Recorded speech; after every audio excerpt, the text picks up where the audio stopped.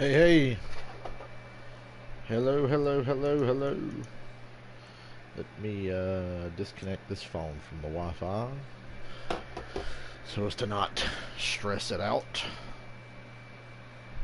And let's go. Let's watch a fucking road course race. I'm so excited. First road course race of the year comes with unfortunate news. Number one, Watkins Glen's probably not going to happen.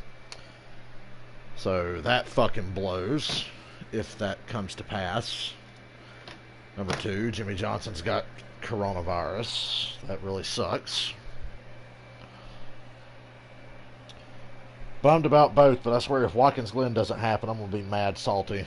There's no fucking reason they can't go up there and run that race. They don't want nobody coming in, even though they're literally just going straight to the goddamn racetrack. The governor of New York's a dumbass. So is it going to rain in this race? We're going to be racing in the rain? That'll be fun. Hey, Rye Guy, what's up? Yeah, I was just complaining about poor Jimmy Johnson having COVID and Watkins Glen probably not happening now. I have no shortage of things to complain about today. But this race could be fun because it might be raining. We might get a race in the rain, and if so, AJ Allmendinger's going to lap the field. I'm already picking AJ to win, him or Cindric. They're really the only two guys I could reasonably pick to win this race. But I like me some Allmendinger today. Now, let me take a look at the weather forecast for old Speedway, Indiana. I know it's looking good for tomorrow. Today, I wouldn't mind a little bit of rain because it could be fun. I wish I could put it in words. Today's been my entire life. I didn't know what to look at the chicken flag. As we celebrate our nation's birthday, the Brickyard celebrates new Speedway, Indiana weather. IndyCar and NASCAR. Yes, phone, I'm trying to scroll down.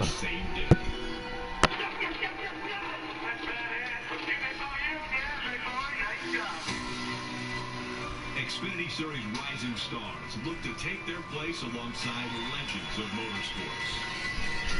Okay, it's not going to rain during this race. The forecast looks better. Would have been fine with me. Tomorrow, though, my God, it's going to be like 92 degrees and sunny tomorrow at Indianapolis, so we have that to look forward to. This is going to be fun. I've been really excited for this race. By the way, if Watkins Glen gets canceled, it'll be replaced with another Charlotte Roval race. You got Michael Annett and Jeb Burton on the front row. By the way, I don't know this course very well. I've watched a couple of IndyCar races here. Didn't watch any of the Xfinity practices because I was working. So I don't know this course very well at all. Brendan Jones, Ryan Sieg, Justin Allgaier, Harrison Burton. You're the first 12 guys randomly drawn. The middle third of the field is by the next 12 in points. So it is random. You have a little advantage if you're higher in points, but this is not indicative of speed as you see Austin Cindric back on row 5. One of the favorites for today. Cindric's got the leg up on Allmendinger because of the track position early in this race. And we saw Justin Haley's name back there in row 6. We want to chat with him before he gets too fired up inside this car. Jeff, can you... Who is Jade Buford? Hey, Justin, it's the Booth Boys. You got us? Yeah, I got you. Welcome back, NBC. Track for the Xfinity Series. You had 2 hours of practice yesterday. And this race is on big NBC, not NBCSN. So it's a good day for everyone. You know, I've got a good bit of road course experience myself, so this thing has been so much fun running the track yesterday. Hats off to NASCAR for bringing us here in the Xfinity Series. So I think the biggest challenge is keeping the light rear tire underneath us. Got a lot of right-handed corners, so the light rear is getting a lot of wear and tear. So before you guys, of course, we had the IndyCar race. I don't know if you got a chance to watch it. If you did you learn anything from those guys? I didn't watch the IndyCar race today, by the way. I was playing NASCAR Heat 4 because I've been working a lot this week. Playing around with custom setups and stuff. We're happy with our pace. Hopefully we can keep it clean here, see how this race plays out. And put a good 4th of July weekend race off for y'all. So appreciate everyone with you guys, everyone on the fans. Hopefully we can get a win. Justin, how about the historic moment of this? What does it feel like to be part of this event? It's really cool. I mean, Hey, do you think Justin Allgaier is getting his official audition for the 48 car this weekend? A little bittersweet, but hopefully next year we'll be back and better. I don't even know where we're racing next week. Is next week Kentucky? Kentucky, Loudon, or is it Kentucky, Texas, then Loudon? I can't remember. Ooh, what a murderer's row of races. But today we're going to have some fun. Johnson tested positive for COVID-19 yesterday, and so for him to get Oh, back Jimmy. to the racetrack, the protocol is he must have 2 negative tests that are separated by at least 24 hours, and he must be cleared by a physician prior to his return to the racetrack. And of course, a big streak. Why does my stupid computer chair keep sinking into the floor? Consecutive starts, but filling in for him will be Justin Allgaier, who's in the race today. And for more on him, let's go to Kelly Stouts. And Rick, Justin Allgaier said first and foremost, his thoughts are with Jimmy Johnson and his family, and he certainly hopes for a speedy recovery for them. But then Justin also told me he's been text messaging back and forth with the big boss man, Rick Hendrick, this morning. And Mr. H started by saying, hey, look, no pressure, just go out there. You know, if Allgaier gets to 48 next year, I will shit my pants. That Justin will be the only driver, except for the 7-time champion, to drive that number 48 car. So maybe a little pressure after all. What would you do for a Klondike bar? That's a nice paint scheme. Allgaier's driving a Klondike bar paint scheme. It's pretty sweet. Hey, Jeff Burton, Steve Letarte, give us a rundown of the road course because I don't know it too well. I ain't played Forza. And I don't think this is a NASCAR Heat 5. The show today is going to be A.J. Allmendinger. He starts 30th this afternoon, and this morning when I chatted with him, I said, how's that going to be? His quote God, he's got to start 30th? And if you believe Garage Area Wisdom this morning, everyone's saying it's going to be a battle between Allmendinger and Austin. Well, Cindric's got the advantage. A number 22 Team Penske car. Maybe Jeremy Clements will win. Remember when he won Road America? Austin does. He's battling for a championship. All I want to do today is kiss the bricks. I can guarantee you, Rutledge Wood, it's going to be a lot of fun watching A.J. Allmendinger come from 30th today. That's for sure. And you know, we've got a fan This is going to be back in great. the field that we haven't seen for 5 years. Mike Wallace is making his Oh, yeah, Mike return Wallace is to the back Xfinity today Series today in the Zero JD car. with JD Martin Motorsports. Scan as his sponsor, but for a really special reason. U.S. Marine Corps veteran Danny Garcias and his Honor Walk 2020 is about to kick off. This is a 4-month-long, multi-state campaign to raise money for America Salutes You. That's all about raising money for veterans, first responders, and their families. Since 1996, he has walked over 52 million steps on 6 different continents, and Mike said he's so happy to be here, to be back for such a great cause. And he said, for once in my life, this race is all about having fun. When he signed up, he of course thought that the fans were going to be here, but for someone that's had such Tony Stewart was supposed to be in this race, but pulled out, which he's notorious for doing. Tony Stewart's pull-out game is strong. Obviously, there's going to be a lot of fans that are going to be cheering for Mike Wallace just for that simple fact. All right, Steve, give us the race breakdown. Again, the first time this has ever happened. 62 laps, 20 lap stages. The first and second stage, both 20 laps. The final stage, 22 laps. Pit road speed, 35 miles an hour. Fuel window. This place looks like a pain in the ass to drive. We really don't know. I talked to teams. They're not sure yet. They didn't get enough in practice, so we're going to see today who decides to stretch fuel, who comes for tires. A lot of question marks heading into the race. Since it's a new racetrack, let's take you through it. We'll have our drivers. Yeah, here we go. Do the, this is for, I actually need to pay attention to this what today. This road course is all about. Yeah, what's it about? All right, everybody buckle up, because turn one's going to be a mess on this first restart. The initial start, Junior, not the first restart. Look at that long straightaway in the infield. God, Indianapolis is huge. Indianapolis is so fucking huge. They've got a golf course, a road course, a dirt track, and a speedway. And a pagoda. This place is fucking huge. But that's a nice road course.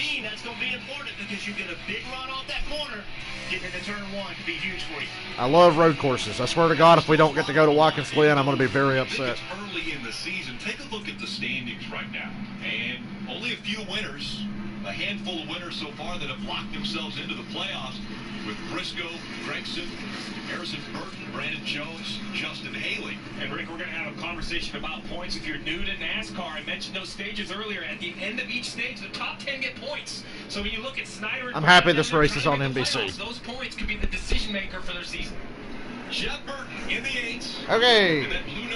God, that 8 car's really done well in owner points to be starting this close to the front. Getting ready to start something. All right. Indianapolis Motor Speedway. The NASCAR First time ever on the road course at Indy. I'm excited. I've been eager for this race all year. Ever since they announced it last year, I'm like, ooh. Or was it earlier this year? I can't remember. Whenever they announced it, I got really excited. Okay, who's going to die going into turn 1? Look how fucking slow they look going into turn 1. Okay, they made it through turn 1. It looked like a parking lot, but they made it. Jeb Burton pulls away. My God, Rick Allen, I've missed you. I missed Rick Allen. I never thought I'd say it. That corner right there looks really hard.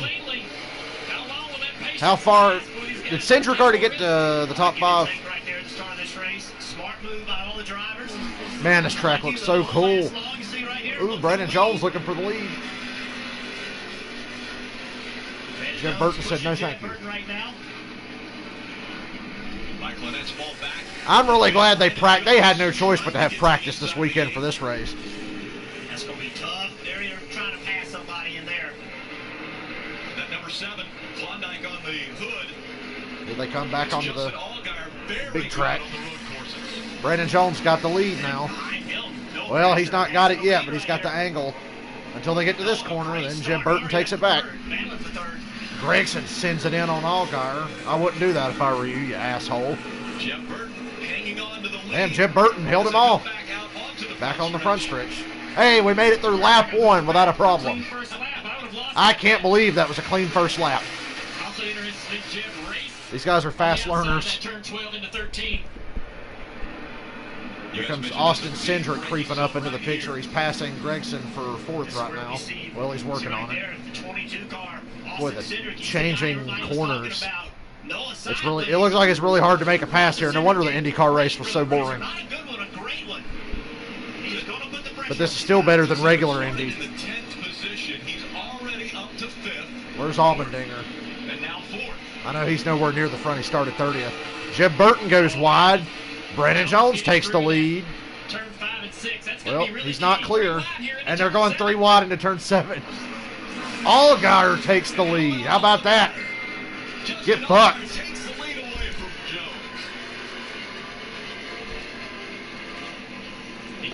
Allgaier passed both of them.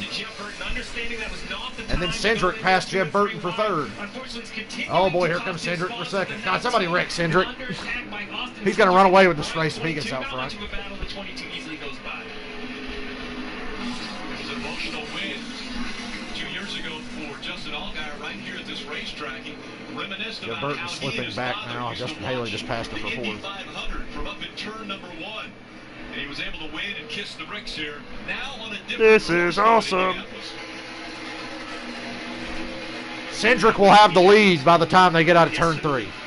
He's up to 2nd, and he's on Allgaier's bumper, crossing the start-finish line.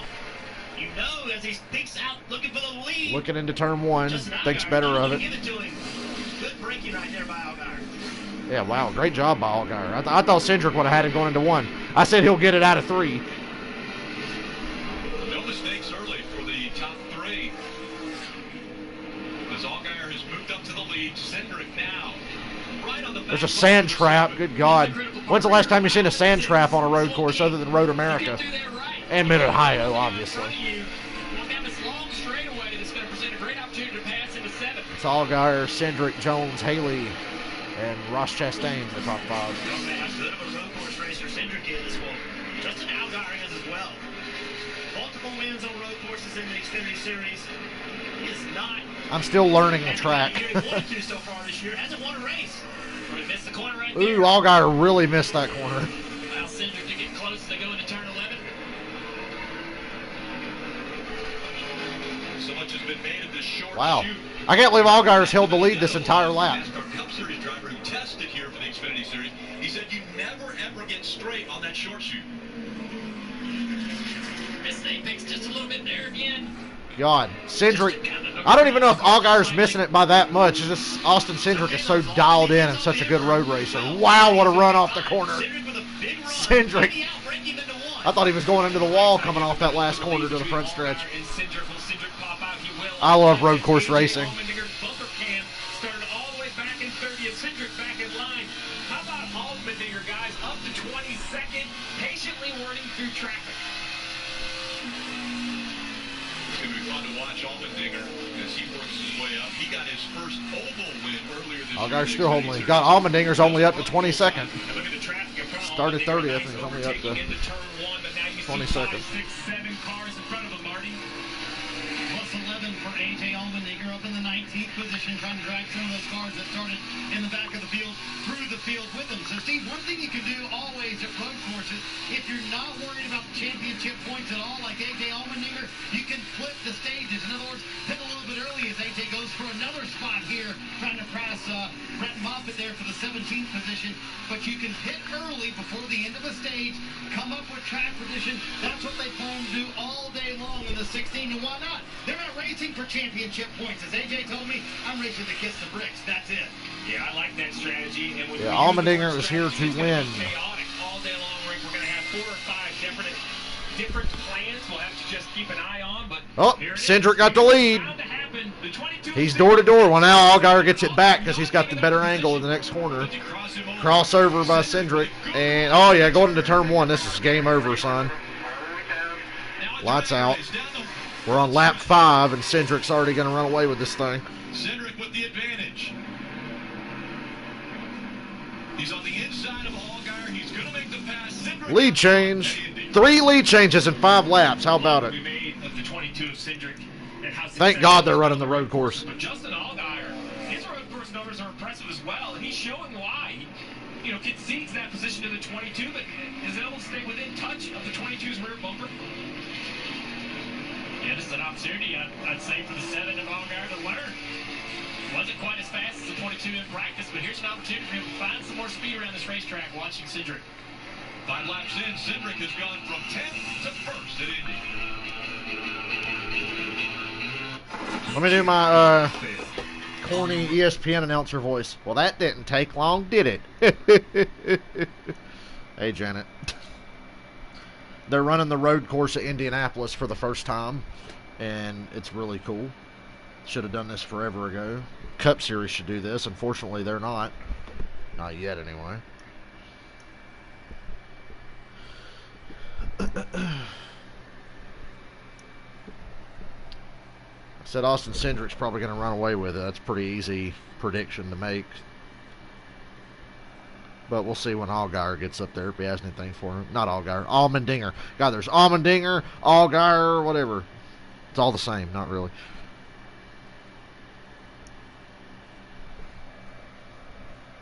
It's fucking hot down here. I'm really happy I'm not outside today because yesterday really sucked. Really, really, really sucked, if I'm being honest.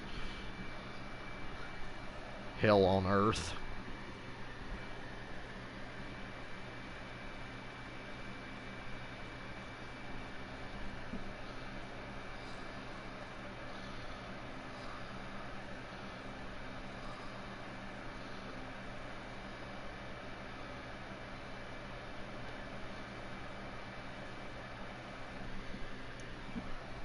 All the first-time fans are going, what? NASCAR races on tracks like this? Yes. Yes.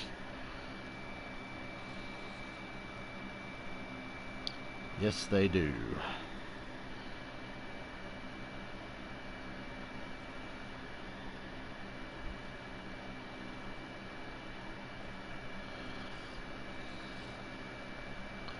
So Jimmy Johnson has coronavirus. He's got to go home for 2 weeks and then pass 2 tests within 24 hours to come back. So Jimmy Johnson should be back in 2 weeks.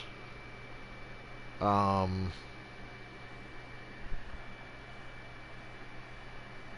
he might come back sooner. Jimmy Johnson has been asymptomatic. He hasn't shown any symptoms. He said he got it from his wife because his wife thought she just had allergies because she didn't have anything bad wrong with her. But she got tested. Turns out she had it. And now Jimmy Johnson's had it apparently for a little bit now, but he's not shown any symptoms. Jimmy didn't make it to the racetrack this week, thank God. So I don't think there'll be any big problems out of this. We just saw Scott Dixon win the... Well, Dale Jr.'s being really quiet in the booth. Is he like nervous or something that we're back? IndyCar at Road America next week. Elkhart Lake, Wisconsin next weekend. Can he stay perfect? Coverage Saturday on see it. Oh, Indy 500. Oh, what a great shot. Thanks to our friends at Team Penske bringing both Menards cars out. You see the Indy car, the Xfinity car next to it. It's very obvious the difference, the height, the sleekness, the size, the weight. It's great to believe that we got to see both of these on the same circuit. You see the difference, right? Half the weight. That's a big point. Half the weight for an Indy car. Horsepower is reasonably the same, but look at the miles per hour. An Indy car goes around here basically 30 miles an hour faster on average just because of the weight and the downforce. It's actually fascinating to me to watch both disciplines on the same track.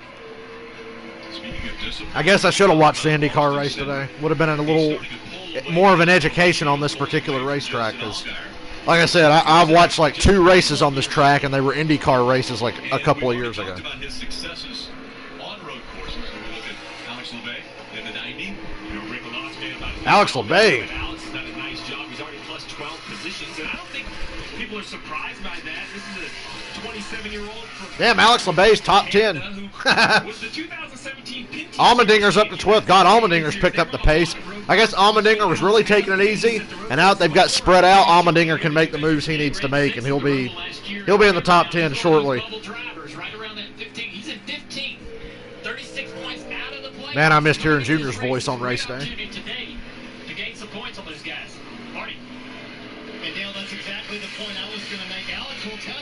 Yeah, I would imagine. Whoa, LeBay. Dude, that corner looks wild. You could just blow through that corner so easily. There's no wall or nothing.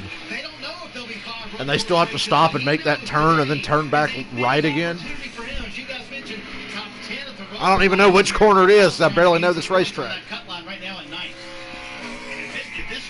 It's that little chicane before they get on that long straightaway in the infield. That shit looks wild. This better get patched into NASCAR Heat 5 if it's not in the game at release, man. Jeff, did you say if this race gets aggressive? God, you can hear the brakes. God, who's that smoking the tires? Drivers that have watched the Xfinity Series race, Cup drivers have said, man, 21. these guys are aggressive out there. Another guy trying to claw into the playoff bubble battle. Jeremy Clements, he was. Here's Allmendinger about to pass for 11th. Jeremy Clements, former road course winner. Allmendinger's being so patient. That's unusual for Allmendinger. Usually Allmendinger puts way too much pressure on himself and drives way too hard. Allmendinger should have multiple Cup wins, but he gave every one of them away, except for the one he did get. Jeremy Clements is even in this 51 car. Back in 2004, this is a driver that had his hand nearly severed off in an accident in a dirt lane model. The drive shaft broke, came through the floorboard. It took over 10 surgeries to repair that hand. A year. I did not know that about Jeremy Clements, but wow. A third-generation racer. Talk about desire to be on the sport, coming back from just a horrific accident. Kelly. Honestly, never knew that story about Jeremy Clements.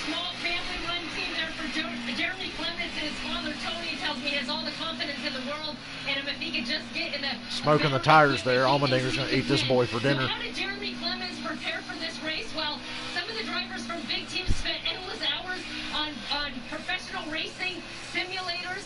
Jeremy Clements whipped out. But it's not real. He said he was on Forza, found this track. Forza. Jeremy Clements used Forza to practice this road course. See, guys? He learned this track playing Forza. That's classic. That's how Dale Jr. learned Watkins Glen. Not Forza, but he played video games. And they're so realistic now, it actually, I see how it would help. Like, I play NASCAR Heat, and that's not like a real simulator, but God, the tracks look real, the details are perfect. What we normally see at Indianapolis Motor Speedway, this is driving down into what is turn 1, but it would be turn 4 on the oval. Going backwards down the front straightaway, a 90-degree, heavy braking corner. That's why we see such an opportunity to pass. See how much ground A.J. Allmendinger made up right there. Then a very slow section. Another sharp right-hander. And then this part right here. This corner, turn 5 and turn 6. What the fuck? This curve right here on the right side. Jumps that curve. Leads into the back straightaway. And down this back straightaway into another heartbreaking zone. Similar to turn 1 is turn 7. I hear the relief in Dale Jr.'s voice that he never had to race on this course. Which sets up another back and fourth, turn 8 to the right. Going through. I don't know why he complained. He was so good at Sonoma the last several years of his career. Turn 10, a 90-degree right-hander. Then a sweeping corner. Turn 11. Always loading that left rear tire. Picking the right front up in the air. And braking here has got to be very crucial because you can slide that right front tire into turn 12. We're halfway through stage 1. 13 here, which leads into turn 14. Cindric by 3 seconds over Allgaier and Justin Haley. Long sweeper, turn 14, but you can't use full throttle here.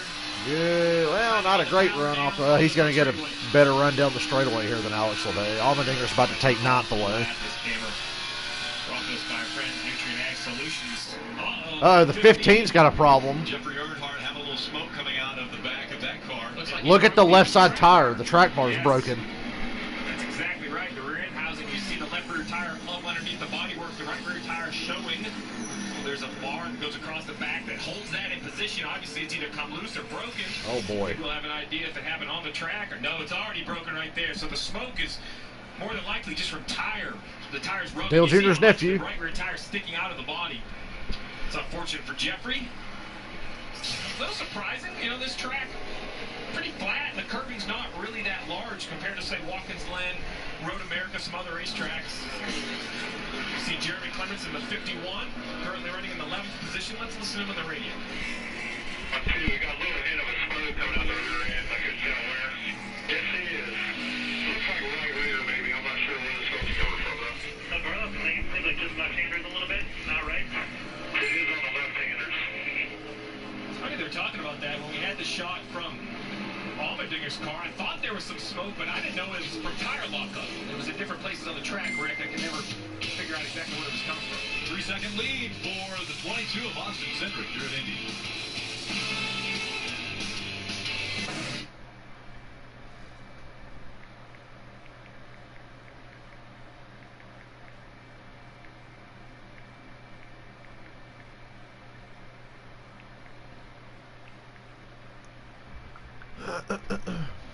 Fucking Austin Cindric gonna stink up the show.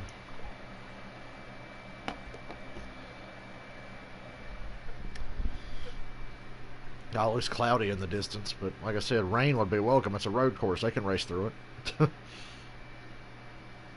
Oh, we got pit stops. Anthony Alfredo.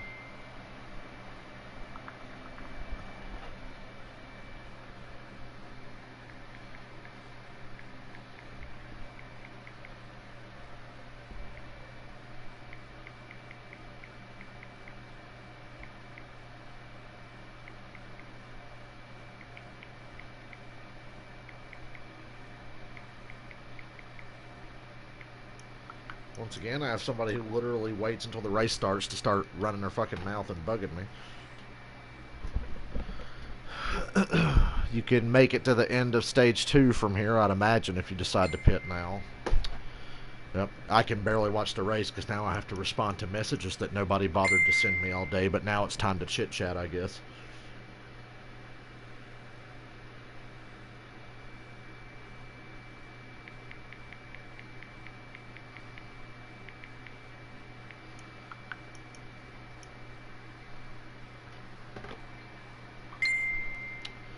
God, just one time, I'd like to have a day where my phone's not buzzing every 5 seconds when I'm trying to watch something or play something. That'd be really nice. It really would. It's always when I'm trying to sit down and watch something. It's like...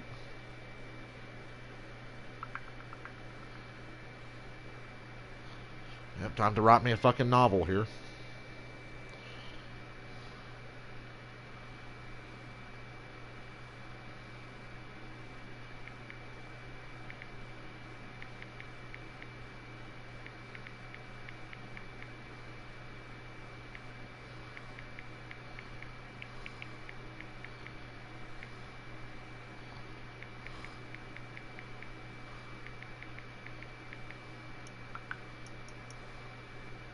Yes, please write me some more fucking novels while I'm trying to watch a race.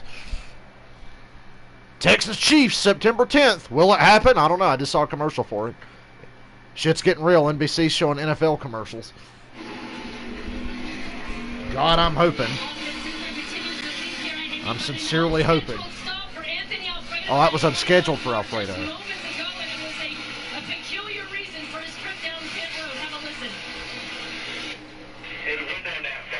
Oh, the window net came down. Okay.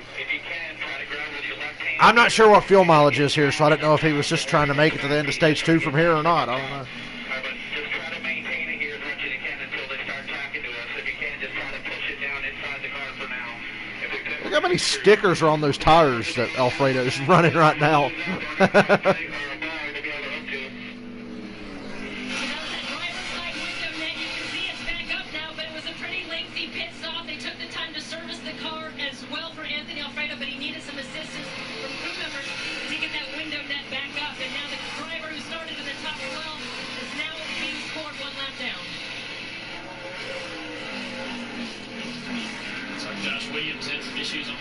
I knew it was a long pit stop. Josh Williams totally blew turn 1. I love those orange wheels, though. Who? That looks like me at Road America NASCAR Heat 4. One thing about this racetrack, there's a lot of runoffs here. You know, even in yesterday's practice, we saw a lot of drivers have trouble, but nobody hit anything. There's a lot of runoff, a lot of places to go. Cindric's got a 4-second lead. A little bit of a forgiving road course. Yeah, the only concern is that grass on the grill. We saw that be a problem for a lot of those guys that did get off. Grass on the grill and getting stuck in the sand trap would really suck. Here, whether you're on the road course or the oval, Indy. One thing that's not forgiving at the moment is the pace that Austin Cindric is putting down as the leader. 2 seconds over Allgaier. More importantly, almost 25 seconds over Alex LeMay. And 10th. Why that matters, Rick, as we get close to the end of this stage. In about 5 laps, 6 laps, we'll see that green and white checkered. In a perfect world, you would come to pit road before the end of the stage, get your car serviced. When the caution comes out, you'll cycle back to where you want to be. But you're going to lose about a minute, about 60 seconds to come down pit road. So if you're not within 30 seconds, the leader, you are going to lose a lap. So we'll have to see if it runs green to there. We've got some report on a smoke from the 8 of Jeb Burton. Boy, Jeb Burton's race has really gone downhill in a hurry. Jeb Burton says he's got power steering problems and the car's smoking. I see the damage, but the smoke looks like it's coming out of the left front tire, and he's talking about a power steering issue.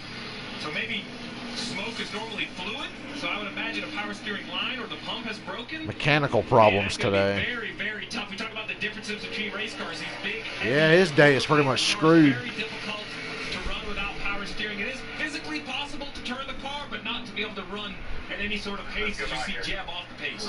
Steve, you mentioned strategy and stops. We saw in the IndyCar series a 3-stop strategy work for them. Will we see 3 stops, 2 stops, or potentially even 1 stop here? I think you're probably going to see 2 or 3 stops. Sounds like the 8's coming to pit road. You have to wonder if he's putting fluid on the should have pitted last time. Bigger. The big difference is, Rick, the length of the pit stops. We watch that IndyCar race, those pit stops. Well, as we learned at Watkins Glen in 2012, racing with fluid on the racetrack can be very exciting. So, no caution. That was one of the most absurd races I've ever watched. We're going to see the A's make the right turn in the best way possible. Onto pit road access right there. We're going to talk a lot about this access run. Still no speed. You hear rev the engine right up. Pit road speed doesn't begin until all the way around the corner of this yellow line. Not a big situation for Jeb Burton with a mechanical issue, but as we see the leaders pit, we got to remember that access road. Remember, Jeb only runs a partial schedule, so very disappointing for him not having a chance to run every week and having mechanical issues. Let's go follow along with A.J. Allmendinger. All these leaders come before you into the stage. You want to come, Chris? I'll create the bumper for you. The 22 gives up the stage. We come in with him. Only when I'm worried about the 22, so just to let me know. Allmendinger Scrucci said, whatever Cindric does, they're doing. He's the only one they got to worry about. And I think he's right. Racing, talking a little strategy. But if both of these guys get knocked out of the race, it'll be open season. So. Chris Rice saying, I am racing the 22, which means he feels he has a car he can win, which would be battling the 22. But whatever the 22 does is what Allmendinger's doing. Your son Harrison in this 20 having a heck of a year, a couple wins. I know he doesn't claim to be a road course racer, but he's taking it easy here early, staying inside the top 10. 36 cars spun around. 36 of Preston Pardis. You know, maybe that Pardis guy should, like, park it. At least he ain't hit anything yet. But he's run off into the grass and spun out on separate occasions. He's trying to carry too much speed. Just never could get it slowed down. Around he went. See, that's the pit strategy. Well, you gotta love road racing. These guys are racing for points, and they want to get those points, but they also want to position themselves for a better finish of the race. So that's going to be kind of a give and take for these crew chiefs. Yeah, you have to decide who you're racing, whether you think you have a car that can win the race, whether you're trying to gain points in the stages. There's a lot of different, not just strategies as far as the best for your team, but what's 78 cars slow. Vinnie Miller. Oh, he's got a flat right front. That might bring out a caution. Where's he at? He's close to pit road. Yeah, it looks like he's early in his lap as well. So Thought he was. he's got a long ways to go to be able to make it back around. Oh, there it is. You're right, Steve. Spotters need to be seeing that. Pit. Tell him to pit right now.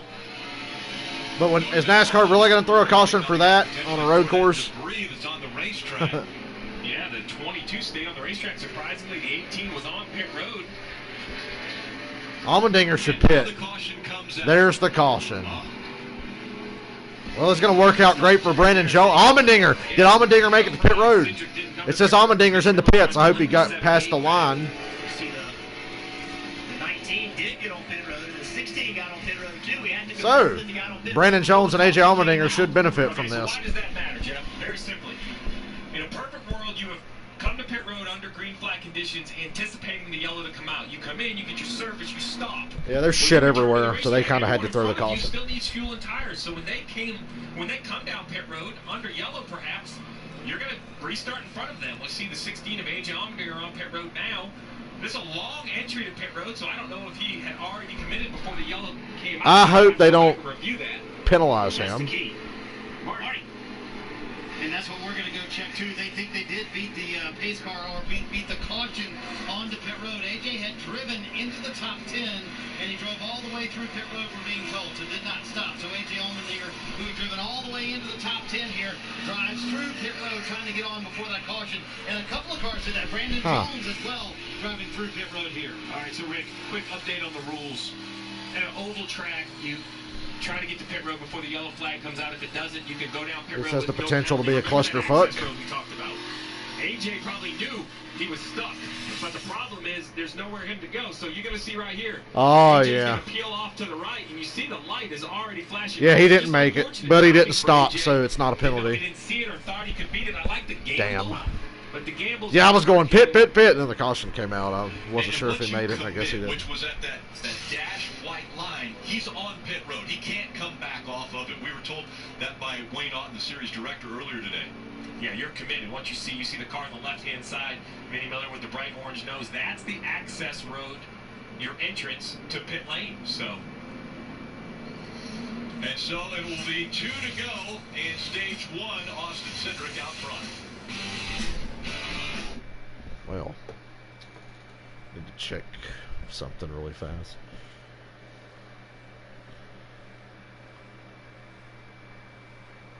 I'm just really happy to not be outside today. You guys have no idea.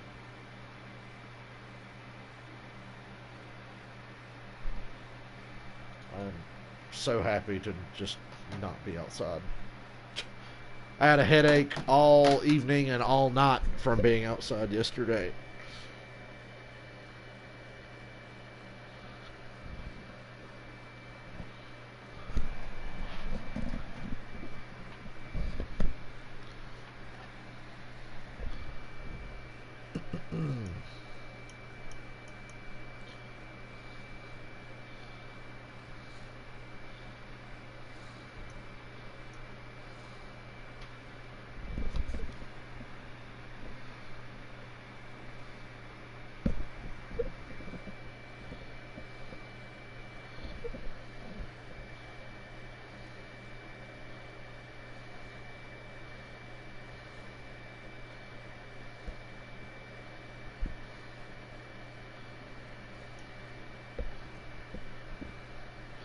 David Land doesn't think there needs to be a caution. Well, it's iffy.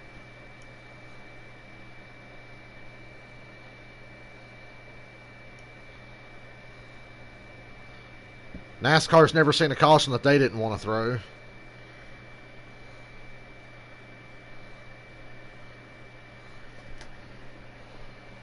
Hey, do you think Goodyear's going to blame Firestone tires from the Indy cars, putting different rubber down and making the NASCAR Goodyear tires go down?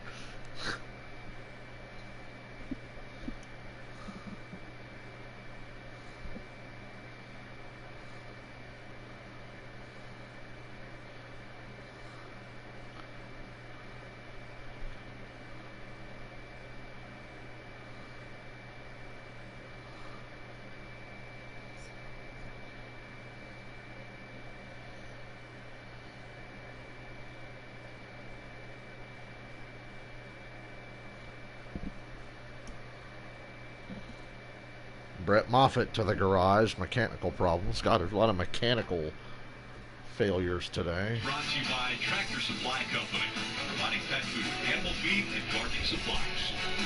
And by Credit One Bank, the official credit card of NASCAR, perfect for race fans. Beautiful, scenic Indianapolis, Indiana, as the cars continue to roll around the road course under caution, the first one of the day. And coming up on the end of the stage, and I know that you guys have been questioning, would they open pit road prior to the end of this stage? No, because it happened inside of 2 to go. They have kept pit road closed until the end of the stage, so everybody has the same opportunity. We'll see if they open it here. I think we're hearing they're going to keep it closed as well. That's a great decision by NASCAR. Basically, don't force the teams to decide whether you have to pit or not. Just end the stage, award their points, and then continue to race from here. So that means Austin Cindric will get his 4th stage win of 2020. He only had 3 stage wins in his career entering this season, so pretty big for Austin Cindric. He's looked dominant already in this race as far as stage 1 goes, but the guy that's getting a little bit closer each lap is A.J. Allmendinger. Allmendinger looks like he's about to die in that car. Look how red he is. You know, I would have thought AJ would have really attacked early, but the few moves I saw that he made. It must be just brutally hot there today. Positions away, passes he could have made. I think he understands. I remember when the new schedule came out, and it was like, Indianapolis, July 4th weekend. People were like, what? It's going to be hot as fuck. Yeah, that's right. I think, listen, A.J. Allmendinger is a great road racer. Really out here just racing for fun, right? No pressure. He pitted. We talked about him pitting. What that has done, that's got him back in 12th spot. He was running in 8th. So it lost him 4 spots is what that penalty was for taking the gamble to try to come down pit road. And we asked AJ, what's the difference between IndyCar and Xfinity Series cars on the road course? Everything. The biggest difference is IndyCar, it's about half the weight as an Xfinity car, about the same horsepower, but ultimately you got bigger tires, ground effects, so like an Indy car is sucked down to the ground. An Xfinity car, it slides around, it's big, it's heavy. So put it in layman's terms, think about going on an on-ramp. You're in a street car, got a Corvette, thing's sucked down to the ground, you're matting the throttle, that thing's digging, it's car sliding, good grip off the corner. You get an Xfinity car, it's almost like an SUV, a minivan.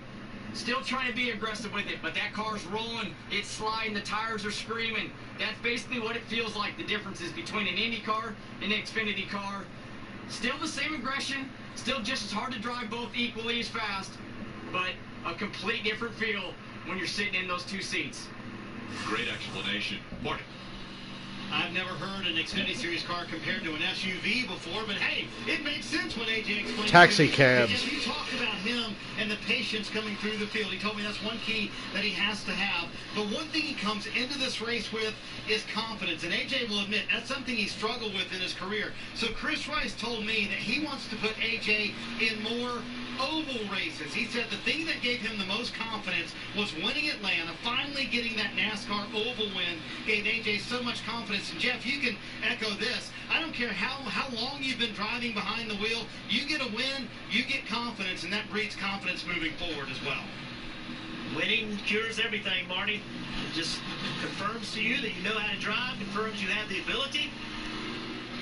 confidence for a guy like A.J. Allmendinger, that's going to make him that much more dangerous. Smile on his face, even though he won't finish in the top 10. This will be the end of stage 1, so Austin Cindric will get the win.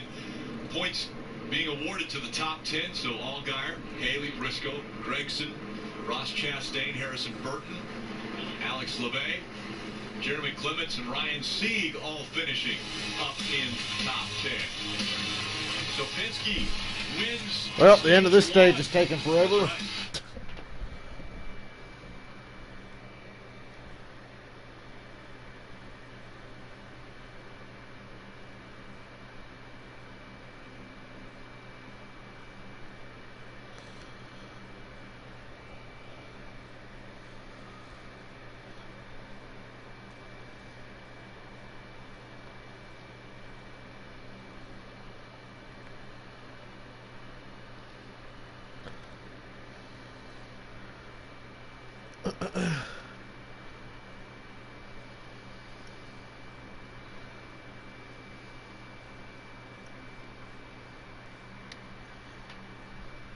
Dylan and I are going to play NASCAR Heat later.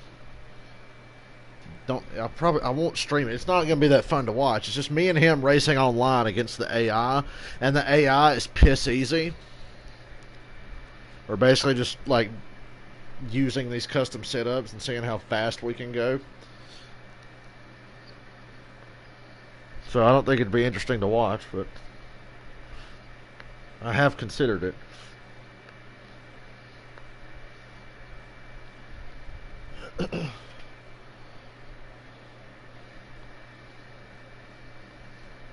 If we could make the AI stronger, then I would stream it.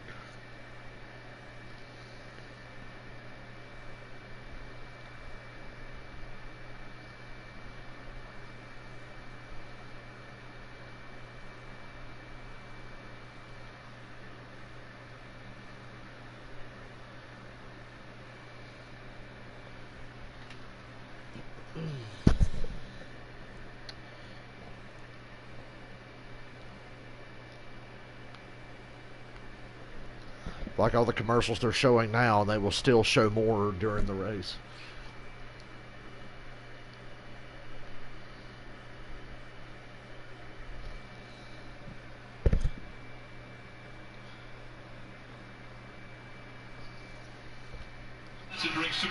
Oh my God, it's The Rock. Titan Games, Monday on NBC. That's been forever. I haven't watched NBC since football season, and it's just dawning on me today. Guys getting ready to go over the wall here for pit stops.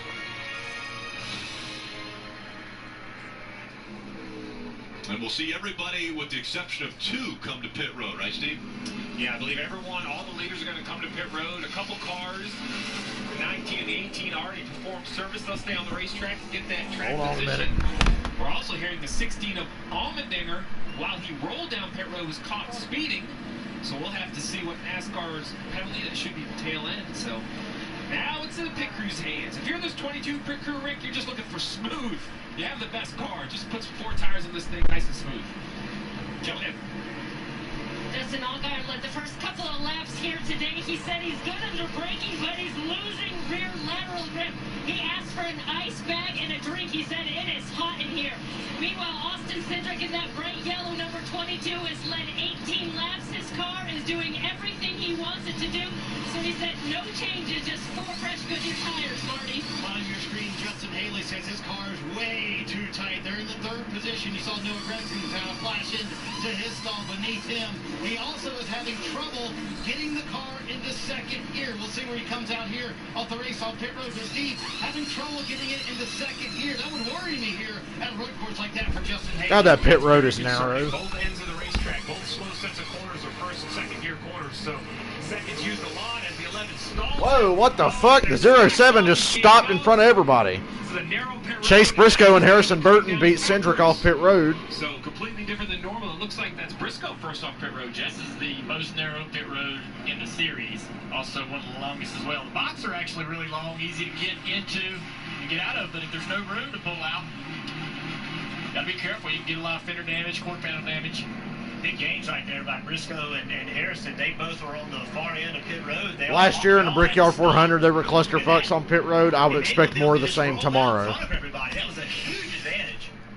Yeah, the 07 of Jake Buford stops right here, and so that confusion right there was the issue. So I think Justin Haley did the right thing there. If I'm the crew chief calling the 11 out, you have to concede the car coming in. You cannot pull out in front of him. I know he's frustrated for losing the spots, but nice job, no damage. So pit stops complete for those that were on the lead lap as we see Justin Haley decide he wants to get rid of his water bottle. Just before the Xfinity Series was on this road course here at Indianapolis Motor Speedway, it was the NTT IndyCar Series, and once again, Scott Dixon has dominated to get the win. That's 2 wins on the 2020 season, and he is joining Mike Tirico and BJ. Rick, thank you. It's 48 wins in his career. Only Mario and AJ have more. He finished in this road course race second 3 times in a row, so you were definitely due.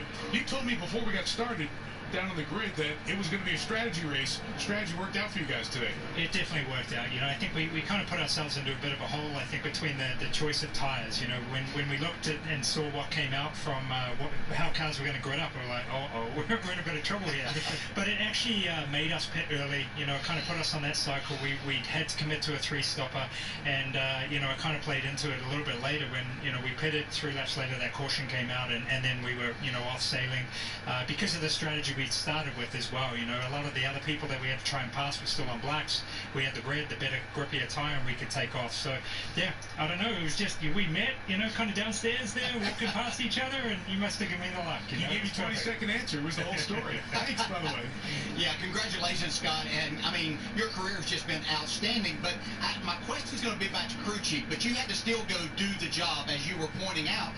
Once you got you in a good position to go win this race, but it's still not that easy. My question is, as a driver in the past, when my crew chief helped get me that position that I needed, you give him that credit and everything, but does this buy him a pass sometime whenever he doesn't make that right call to do things? I'll maybe buy him a couple of beers tonight. You know, we'll leave it at that. But no, you know, it's a new team for us, a lot of new different people. Mike Cannon is the first time in this, you know, the PNC back number 9 this year, but it was huge. You know, I think it's a long caution. Well, one thing we got out of this, they wrestled the lead away from Cindric, but I'm sure it won't be long till he has it back. Cindric versus Allmendinger. I'm always going to cheer for Allmendinger. Ooh, it's raining a little bit. I don't think there's going to be enough rain to make them have to switch to the rain tires and windshield wipers, but I can't thank, you know, Roger Penske, it's drizzling. NASCAR and Xfinity and the NTT IndyCar Series. How cool is it to see these categories all here on one weekend? You know, there's been a lot about it, you know, a lot of talk about it for the past few years that might happen. Unfortunately, the fans aren't here to witness it, but I can't. It's so exciting to be here. I love watching these cars. The pit stops are crazy. My cars are, you know, gone, they're gone, but you know, they're just the running around the car is, you know, I love any kind of or form of motor racing, and these series are just so competitive, and I watch them. My wife gets angry at me because I'm always watching these NASCAR races. Well, you were watching the 7 and the 11. Scott Dixon's a NASCAR fan. That's pretty cool. Dale Jr. said the narrowest one. You just smiled like, yep. Talk about it all the time. It happens. Victor, congratulations. Good luck next couple of weeks. See you back here in August for the 500. Hopefully see you guys soon. Thank you so much. Same here. Congratulations. Scott Dixon, winner of the IndyCar race here earlier today. Rick, back to you.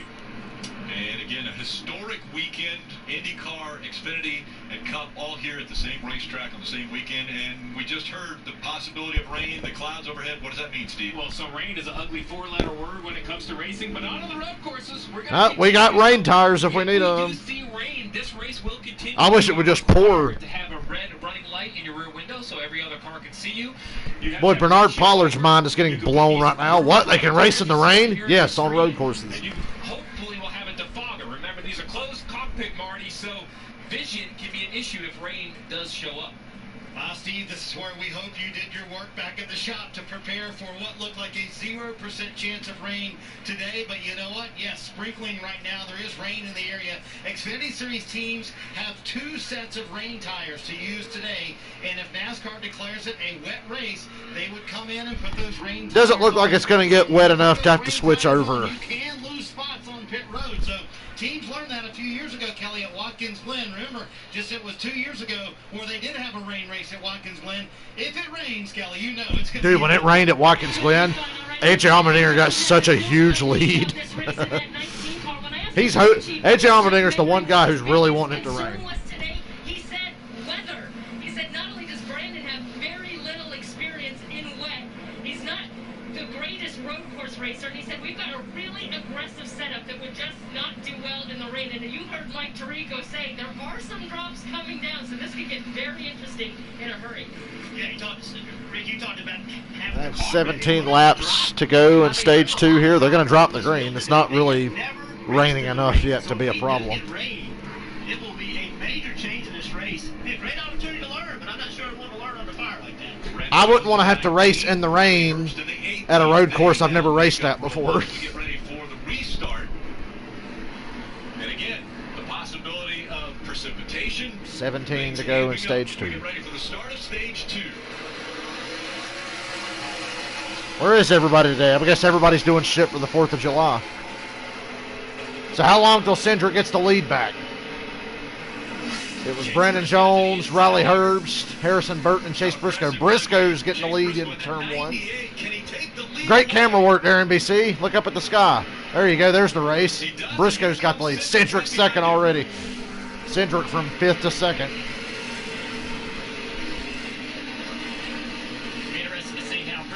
See if Briscoe, how long he can hold him off. Cindric's been faster all weekend in practice with Briscoe. No slouch on the road courses himself. No, we talked to Briscoe. He said he was focused on this race. Had been running in the simulator every Wednesday since February. He's been running the Indianapolis road course, an Indiana driver. He'd love to go to Victory Lane at the Brickyard. Talked about his hero when he was here for his first Brickyard 400. His hero, Tony Stewart, won and climbed the fence. He said, ooh, he missed that corner. Climbing that fence. Missed the corner just a little bit there. He missed it more than a little. Cindric has not missed a mark all day. Everybody else around him has missed corners. Cindric's not made a single mistake. Good God, the 98's locking him up. Jeez. He's just getting in the way of Cindric at this point. And stacking up everybody behind him. Gregson's third. Wow. Told us he looks for wow moments. He wants to lay it all on the line on the track. Well, this could be a wow moment right here if he takes the lead away from these two. But right now, look at Briscoe aggressively blocking to the inside on Cindric. Defensive line by Briscoe. Holds the lead for now. He made it a whole lap. Briscoe holding off Cindric. As they go through much more blocking like that. I don't think Cindric will be as patient anymore. You heard Dale Jarrett at the top of the show talk about the passing opportunities and maybe the lack of passing opportunities. There are 2 big, heavy braking areas. Both of our drivers have explained it. Heading into turn 7, this is one of them, Jeff. The left-hander down here, heavy on the brakes. And Briscoe's watching that mirror right now. Cindric's going to Briscoe needs to focus on the racetrack in front of him, not his mirror. God, Cindric's all over him. A little wide in that corner. Cindric, once again, nailing every apex, every braking zone, everything. He's taking that line away. And all Briscoe's mostly doing is defensive driving, which is just miserable to have to do. At least it is in the video games, when you just have to drive defensively like a bitch. Still impressed with the 9 of Gregson running right there in 3rd. He has not let these 2 get away from him. Briscoe leads another lap, and Briscoe goes to the bottom again on the front stretch to block Cindric into turn 1. Just completely took the inside away. Cindric lets him have it. Great run into 1 by Cindric. This is what we're going to see in the closing laps. If the 22 92 doesn't have that lead position. The 98's really making Cindric work for it. And the 98's smoking the tires again. Didn't seem to hurt him very much. Hell, he gapped Cindric there off that corner just a little. Well, this is fun to watch. Indiana driver, a racing family. His dad has won over 150 sprint car races. Briscoe was the 2016 ARCA champ, so a lot of experience behind the wheel. Threw that number out. What did he say at the beginning of the year, Rick? Said 8. He needed 8. I don't know where he got 8 wins, but I might have set my number a little lower before I put that much pressure on myself. He's backing it up, though, with already 74 spun out. Caution's out. That's Bailey curing. Or did he break? He's got to be broken, or there wouldn't be a caution. It's not running, it sounds like. So we got a car stopped on track. That'll bring out a full course caution. Damn, and that racing was good. It was just getting good. Keep the net up. They And the say. 74 stopped on the track. He's got a problem. From Driftwood, Texas. He's right here in turn 13. That was an interesting little run there. Field crews is back. I can't tell if it's raining anymore or not. It looks like it is. I'd love to tell you I knew that, Dale, but I'm still learning this racetrack as well. And without the full perspective, I was trying to figure out which end he was at.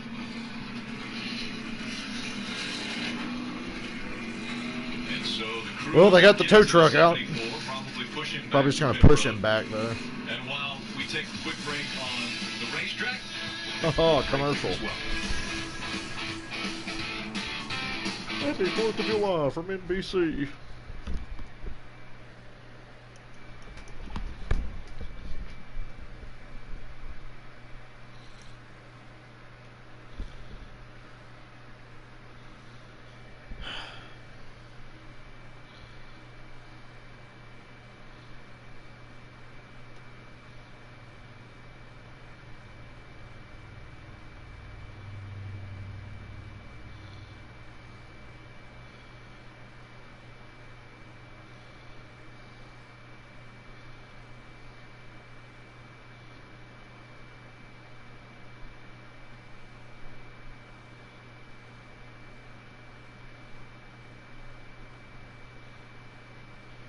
Zen-like patience there from Cindric. It's early, though.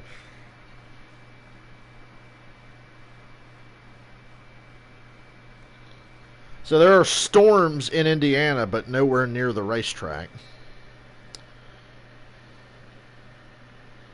It's funny, today I would be down for a big rainstorm. It'd make this race infinitely more fun. So, of course, we won't get it. It just drizzled a little bit.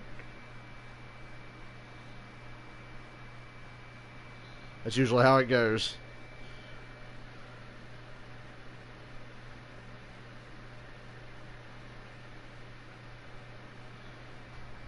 Unfortunately, though, remember, if there's lightning, oh God, we got to stop for 30 minutes.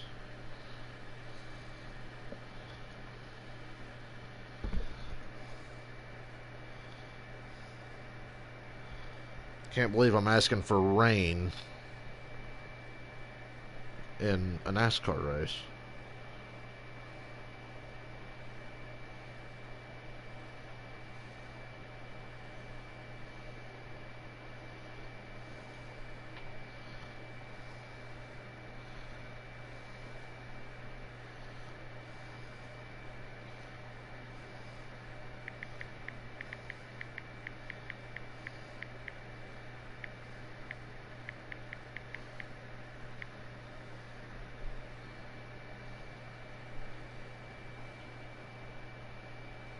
I just saw the stupid comment, more people will watch the lower series if they see a big familiar name racing.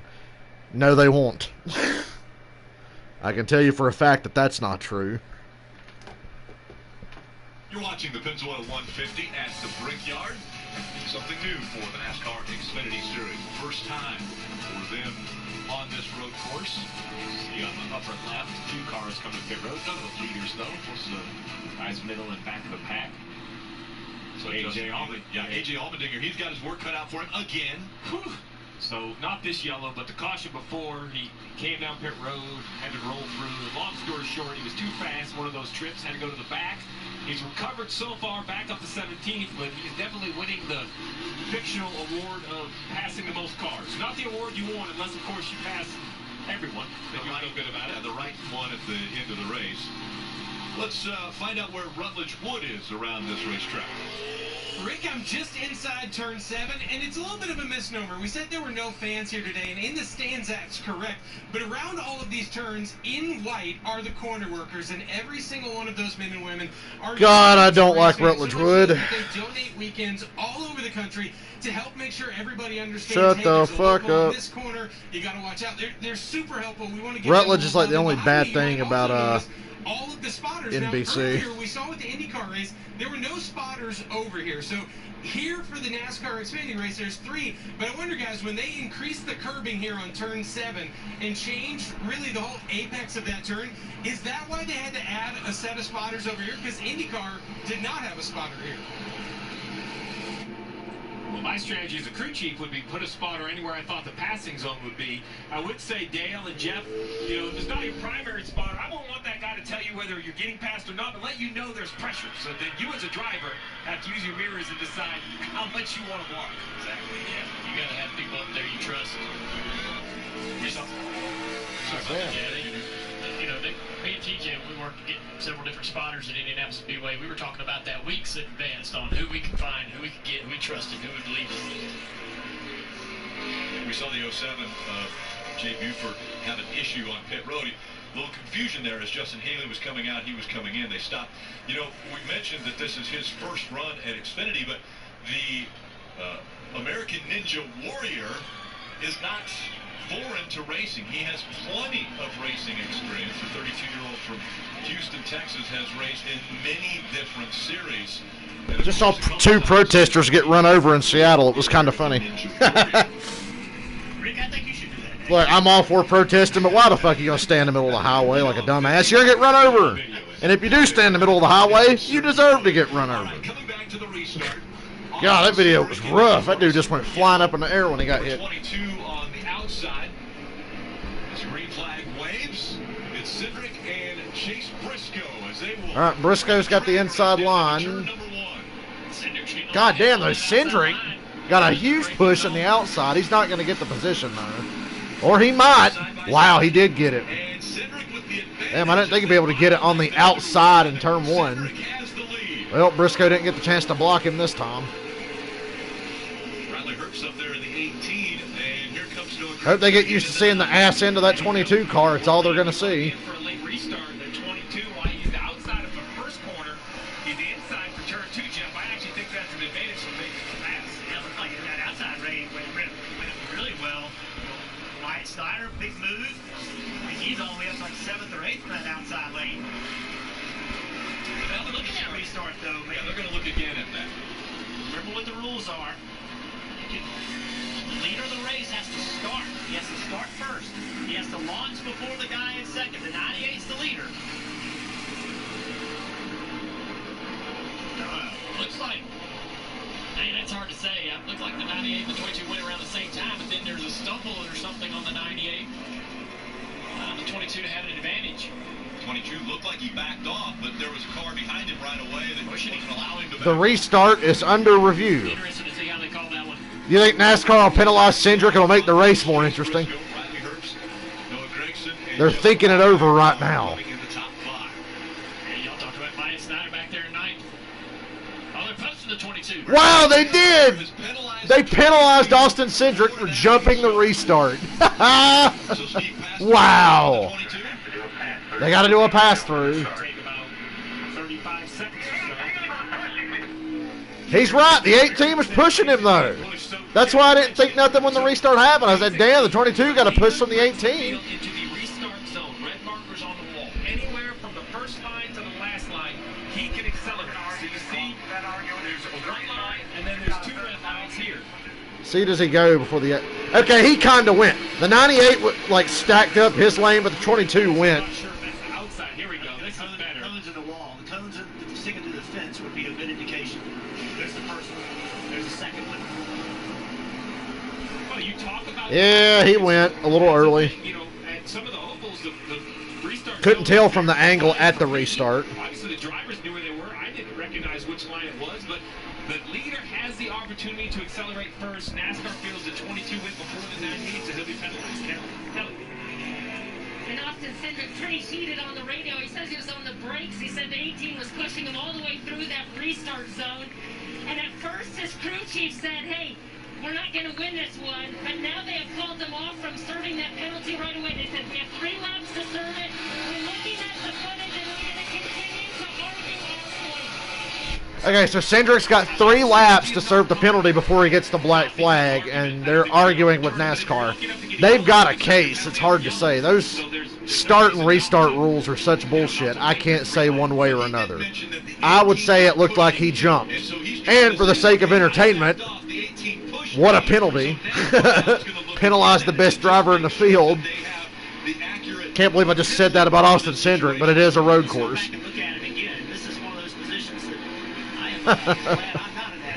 Remember Elliott Sadler in the first Xfinity race at Indianapolis? Here we go again. Who launches first? That's really the question. Who launches first? The 22 launched. Even without a push from the 18, he was going first. Cindric was the first one to launch. The 98 was slowing him down and getting ready to hit the gas. That is not what he's supposed to be doing. The 98 is supposed to launch first. Yeah, here they are. Like sands through the hourglass, so are the days of our lives. The 18 is right on the bumper, but watch right here. The 22, the 18's on the bumper. The 22 is going to leave the 18's bumper. He does. As he starts to leave the bumper, There's a little bit of a gap there, and then the 18 hits him, but that didn't make a difference. That was when the 9 hit the 98. So when he wasn't going. Okay, Cindric's serving a penalty, and he doesn't look happy about it. That car's body language coming to pit road there. I hope he speeds on pit road, too. That'd be funny. So sometimes in racing, just bad stuff happens, and that could have been simply just that. He just saw the 98 move forward, and then he accelerated. Kill it. Reminding Austin not to speed here while serving his penalties, that don't make it any worse than it already is. Serve this penalty, and then you're going to have to go like heck so we can hit again under green. But Austin Cindric's going to have a lot of ground to make up, which could make for an exciting race for us to watch. well, Rick, we talk about a new facility in the state, so who were the favorites? Cindric, Allmendinger. Cindric, Allmendinger. They're the 2 you have to beat. Well, the 2 of them currently have beat themselves. One with a speeding penalty, one with a restart penalty. I do expect to see both of them matriculate back to the front. Cindric will figure a way out. It's just his race just got a lot harder. If you're the 9, Now Briscoe's the leader and Gregson's second. Opportunity has been presented. Allmendinger's back in the top 10. He's not. He's another one to keep an eye on. So now it is Chase Briscoe. I can't believe they penalized Cindric. In the second spot as we go NASCAR nonstop. I'm sure NASCAR was like tickled to death to penalize him because he was going to stink up the race.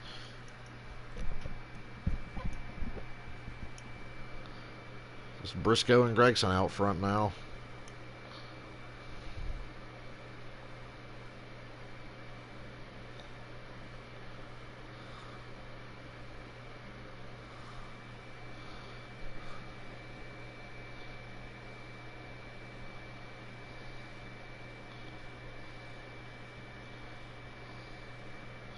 Can't beat the leader of the start-finish line.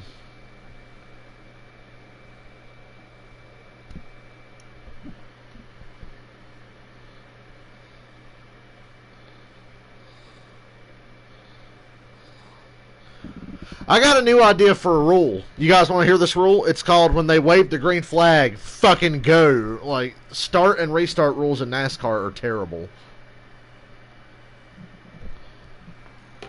And like most people I can see on social media right now, it was hard to say definitively one way or another. I see why they penalized it, but at the same time, they don't penalize hardly anybody for start and restart violations, but whatever. Personally, I just think green flag means go. But whatever. Next week, we get to see the choose rule in action for the first time at the All-Star race at Bristol. Still not entirely sure how that rule works because I haven't been to any short tracks in my life or dirt tracks or whatever. But I'm sure it'll be interesting. We'll also see car numbers not on the doors of the cars. Thankfully for one night only and not much else. Not anything else, actually. Ooh, I got my first dislike of the day. I thought we'd been on a roll lately. Somebody's mad that I'm not showing the race, I'd imagine. How can you be mad at me for not showing the race? It's on NBC. You don't have to have NBCSN.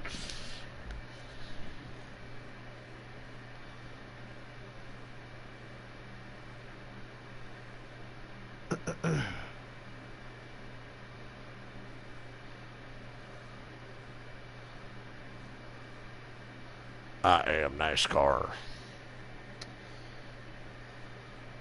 7 to go in stage 2. It's not rained enough to have to switch to rain tires, unfortunately. Figures. We're back. Peacock, NBC Universal's new streaming service Peacock. is filled with hit movies, current shows, sports, news, and exclusive originals. You can watch for free and upgrade for more. Join the flock at peacocktv.com. Still up front, it's Chase Briscoe, followed by Noah Gregson, Allgaier running in the 3rd position. Riley Herbst. How is Riley Herbst still in the top 5? You know people ain't driving hard if he's in the top 5 on a road course. Oh, there you go. He just fucking overdrove that corner. Smoked the tires.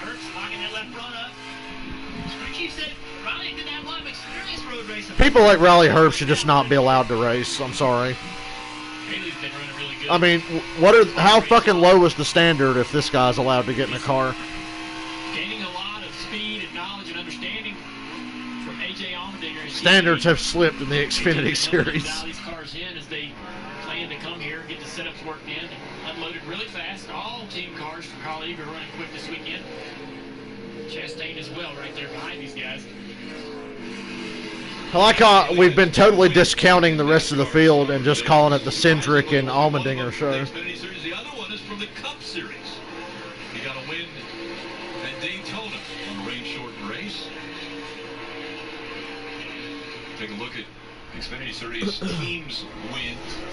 Colin Racing right there, 3rd on the list behind Joe Gibbs Racing and Stuart. The 18 is smoking the tires in every other corner. Teams. And then Colin Racing just started up recently. Has had a lot of success, Marty. God, is there any kind of racing that Chase Briscoe isn't good at? Or is it just the low stand? See, I think Briscoe's a very talented driver, but he looks like God racing. Oh, my God, Brandon Jones is on fire. What the fuck? Jesus, that car exploded. Big trail of oil behind him, too. Dude, all I saw was a fireball in the 19 car driving into the grass. Woo. Out of the race car. Running 9th. More mechanical problems. Systems on these cars, very impressive because we saw the flames rolling out from underneath that car. Look at the back tail, the discoloring. That tells me there's fluid. Wow, he is really on fire. And Steve, you tell me if this could be related, but a handful of laps ago, Brandon came over the radio and said it feels like the car does not want to stop when I use the brakes. He says, I have no faith in them. Interesting. I don't know if they are related or not, but maybe it was. I've never known a brake problem to catch a car on fire. Maybe it's a brake fire. Maybe brake fluid caught on fire. That could be it. On the back could be just from the burnt paint. We're seeing the AMR safety team right there helping out Brandon Jones. Brandon's had a rough couple weeks. Won that truck race a week ago. Reese, he won the truck race last week, and then he got wrecked on lap 1 of the Xfinity race. Fortunately for him, though, got that win early in the season to lock himself into the playoffs. But He'd be in the damn playoffs anyway. Junior is driving a Joe Gibbs racing car. God, look at all the fluid on Allmendinger's car from Brandon Jones. Good God, it looks like it's raining. all over the camera here. And then here's where the car burst into flames. He's got big problems with. You saw the 20 behind him. He was also very loose on 19. Wow. Holy shit. Yeah, so all that discoloring on the Well, that looked incredible. The fire went out pretty fast. Air works out from underneath the back of these cars. I think Kelly might be onto something. I wonder if he didn't have a brake failure, or if that's not brake fluid or something catching on fire, Jeff. You know, oil, you would think it would keep burning or burn more. There's a ton of oil, 5 gallons of oil in these race cars. That seemed like a pretty quick flash, like maybe it was more the amount of brake fluid. So they'll hook up to the 19 and pull that back into the garage area where Joe Gibbs Racing team will take a look at what happened there. But Brandon Jones, a quick end to his day. I see this as an opportunity for Austin Cindric. You know, they had that penalty on the restart. Well, now with the yellow, the field's closed back up. Maybe they can come to pit road, try to do something to get themselves back in this race. He's all the way back in the 25th position.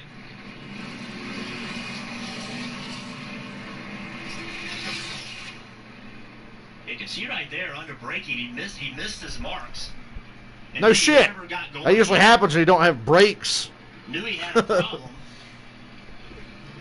Yeah, but you just can't tell where that fire's coming from, though. You can't tell if it's coming from the left front. I don't know. I think that almost has to. I don't know that brake fluid would.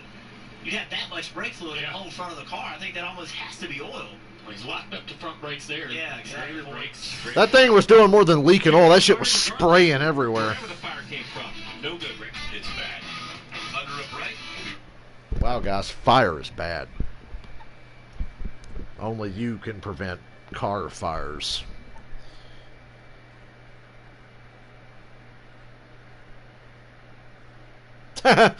Before that caution, Austin Cindric in 31st. He's told by his team he needs to gain 10 seconds on the leader.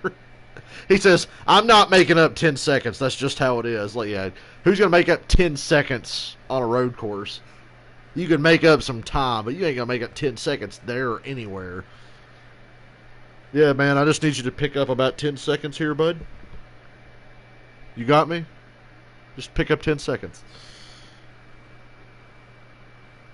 Yeah, God, the second place car on restarts is such a disadvantage because the leader's trying to fuck with you, and then the guy behind you's ready to fucking go, and he's up your ass and pushing you past the leader before you get to the start-finish line, and then you get penalized for it. But as I said, NASCAR start and restart rules fucking blow. iRacing has the right idea. Green flag means go.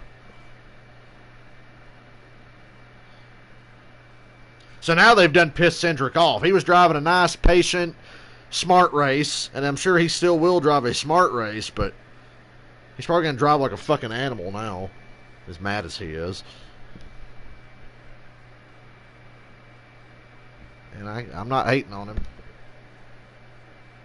Cindric's due for a win. Safety crew just getting the 19. Should have won Pocono last week. Through the grass, and while they're doing that, we'll go to Rutledge Wood. Rick, I was over there by the spotters. They told me to take a hike, literally and figuratively, and that's exactly what I did. I'm over here now in front of the museum. Now, something really interesting. When Roger Penske bought IMS, the museum is actually a totally separate entity. It's a 501(c) charity, and it is an amazing place. Take a look inside it, just some of the incredible history that exists in here. And honestly, it doesn't matter what kind of racing you like, there is absolutely something for everybody. Seeing the turbine cars, they really take off if you're a fan of the old Offie setups. There's just so much here that is true living history. Boy, Rutledge. I don't know about you guys, but Rutledge Wood just makes it seem like a grand old town. That he used to be the guy that would wait in line to be the very first person to get his tickets to the Indy 500. And in 1967, that's what the track gave him to say thank you. I mean, pit road is open. Just for being a fan of the sport, something we all looks like everybody's pitting. Makes sense. Of all of this stuff. And the museum and me and everybody else here at NBC, we can't wait to get the fans back inside the track and enjoy it. But boy, it is exciting here today, Kelly.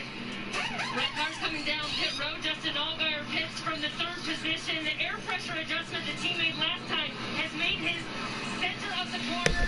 Oh, that pit road is narrow. Considerably looser, getting off the turn, so they went back on that air pressure adjustment for Goodyear tires, Marty. Long debate between Noah Gragson and Dave Ellens all year long. They have gone for stage points, but Dave Ellens said, I think track position is more important today. Here they come down pit road. It's like a NASCAR Thunder 2005 pit stop. Everybody's getting stalked by the cars in front of them. Chase Briscoe slides to a stop in his stall. He asked Gragson Pinelli. He told him the car was definitely coming to him, but still a little bit free. He said, I feel like on the long run, we will be very good. Four fresh Goodyear tires, and we'll see if Chase Briscoe can hold it. Briscoe, Allgaier, Gregson, Justin Haley, Riley Herbst, the top five.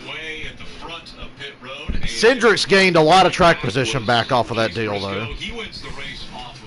Cindric's like right near the top 10 now. Whoa, slow stop for Gregson, dude. Crew guy fell flat on his fucking face. Yeah, I haven't seen all the other paint schemes for the Cup race. I know there's some patriotic paint schemes in the Cup race, but yeah, I do love me some patriotic paint schemes. Not bad for a commie, I guess.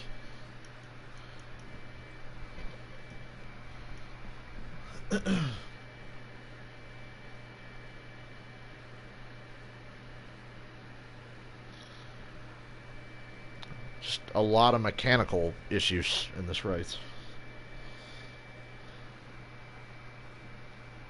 NASCAR is going to show the rest of the schedule this week. I hope they can go to Watkins Glen. I don't want to lose that race.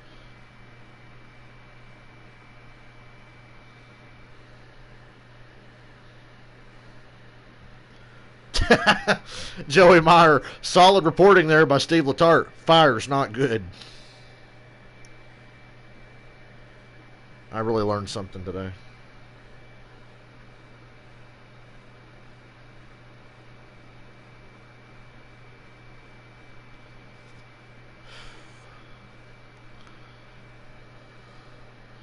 Mother Nature's a bitch not giving us any rain today to make this race really fun. She a bitch.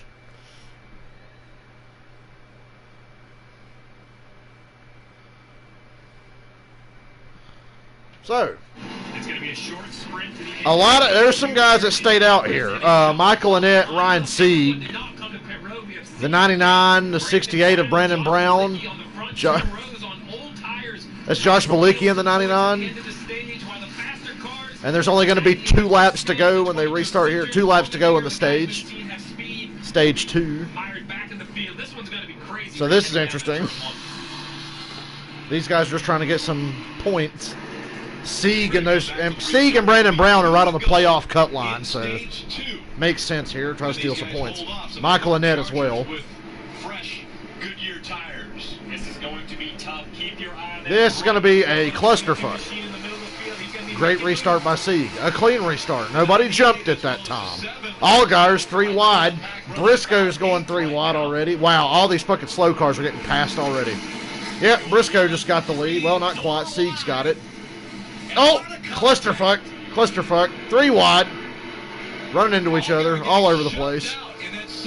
Allgaier, I thought he was going to shoot through to the lead, but then Briscoe cut down in front of him, and Briscoe only got the second. And the 11 just punted the 99. And the 68 of Brandon Brown's got big damage. And there goes the rear bumper. It's in the grass, though. It should be fine. Wow. Lots of tire smoke and tire rubs. Allgaier's got a lot of damage on the left front. The 99's either got a big tire rub or he's just smoking getting into the corner.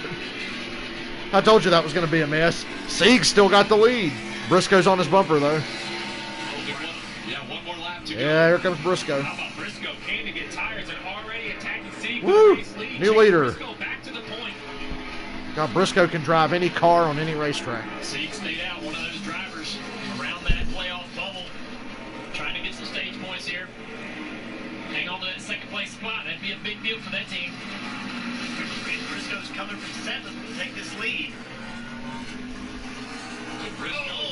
Whoa! Gregson got run off the track. He didn't hit nothing, unfortunately. Ha-ha. You suck. 1 to go in stage 2. Goddamn, the 13 just clobbered Noah Gregson. Timmy Hill, the Intimidator, put the bumper to him. Which Gregson didn't give him any room. Gregson just cut across him like he wasn't even there. Timmy went to the inside there. Dale Jr. tries to hide his disappointment. Wow. Hear that rewind noise? Steve, though, good strategy here, staying out and getting stage points. Great strategy for the 39 gains the stage points. If he can stay in second, even third, that's 8 or 9 points. Going to help him try to make the playoffs. As you see the set of Allgaier dive to the inside. At this point, the 39's almost better to let him go. Don't get wrecked. Right behind this strategy. Yeah, right behind these guys. Brandon Brown holding on to 7th place. He stayed out as well. Jimmy Hill's my hero. Stage points. He is right on top of that bubble for the playoffs. I didn't think he could hold in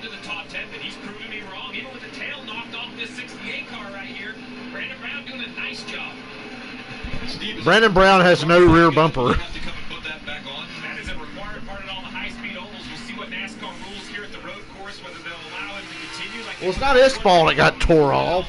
Require him to put it back on. So coming up, the green and white checkered Chase Briscoe wins stage 2. Allgaier second. 2020.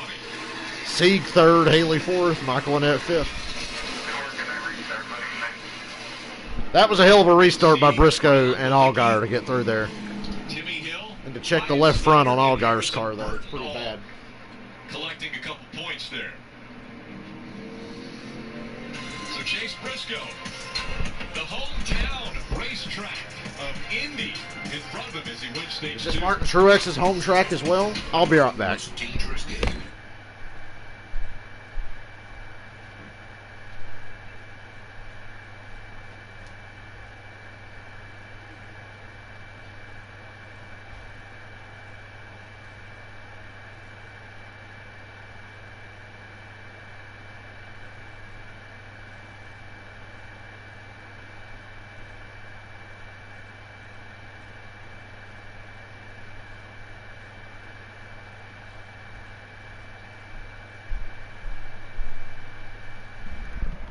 I was a little worried that this race was going to be boring. I was going to enjoy it regardless because it's something fresh. Kyle Busch at Bristol every year gets his fucking rear bumper tore off and gains a 1/10.5. That 2018 Bristol night race was something else.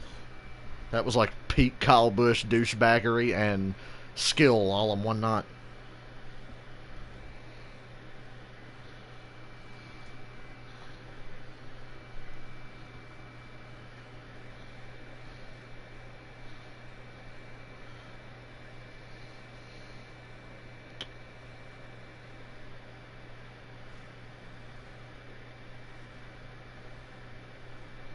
God, my knees hurt from working.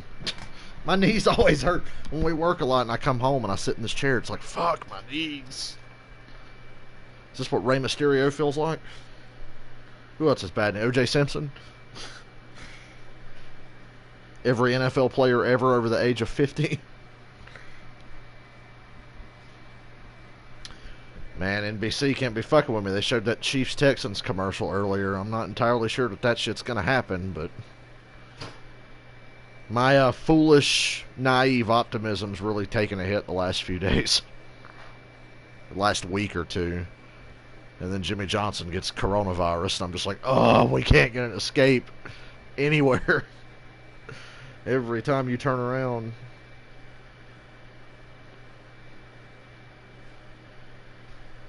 Poor Jimmy. It's bullshit that Jimmy has to miss at least one race. Probably going to miss next week, too. I would imagine. Oh, we're back. The famed yard of bricks Ooh, the Cup Series tomorrow, a more boring race. Race coverage from the Brickyard begins at 4 p.m. Eastern. 4 o'clock start time. Are you happy? I'm not. Really, it's like a 3 start time because it's 3 o'clock in Indiana when it's 4 here. Look at that straight up fucking lie. Top speed of a Cup car right now is like 180 something. Much shorter. IndyCar only 40 inches tall versus 54 inches roof height.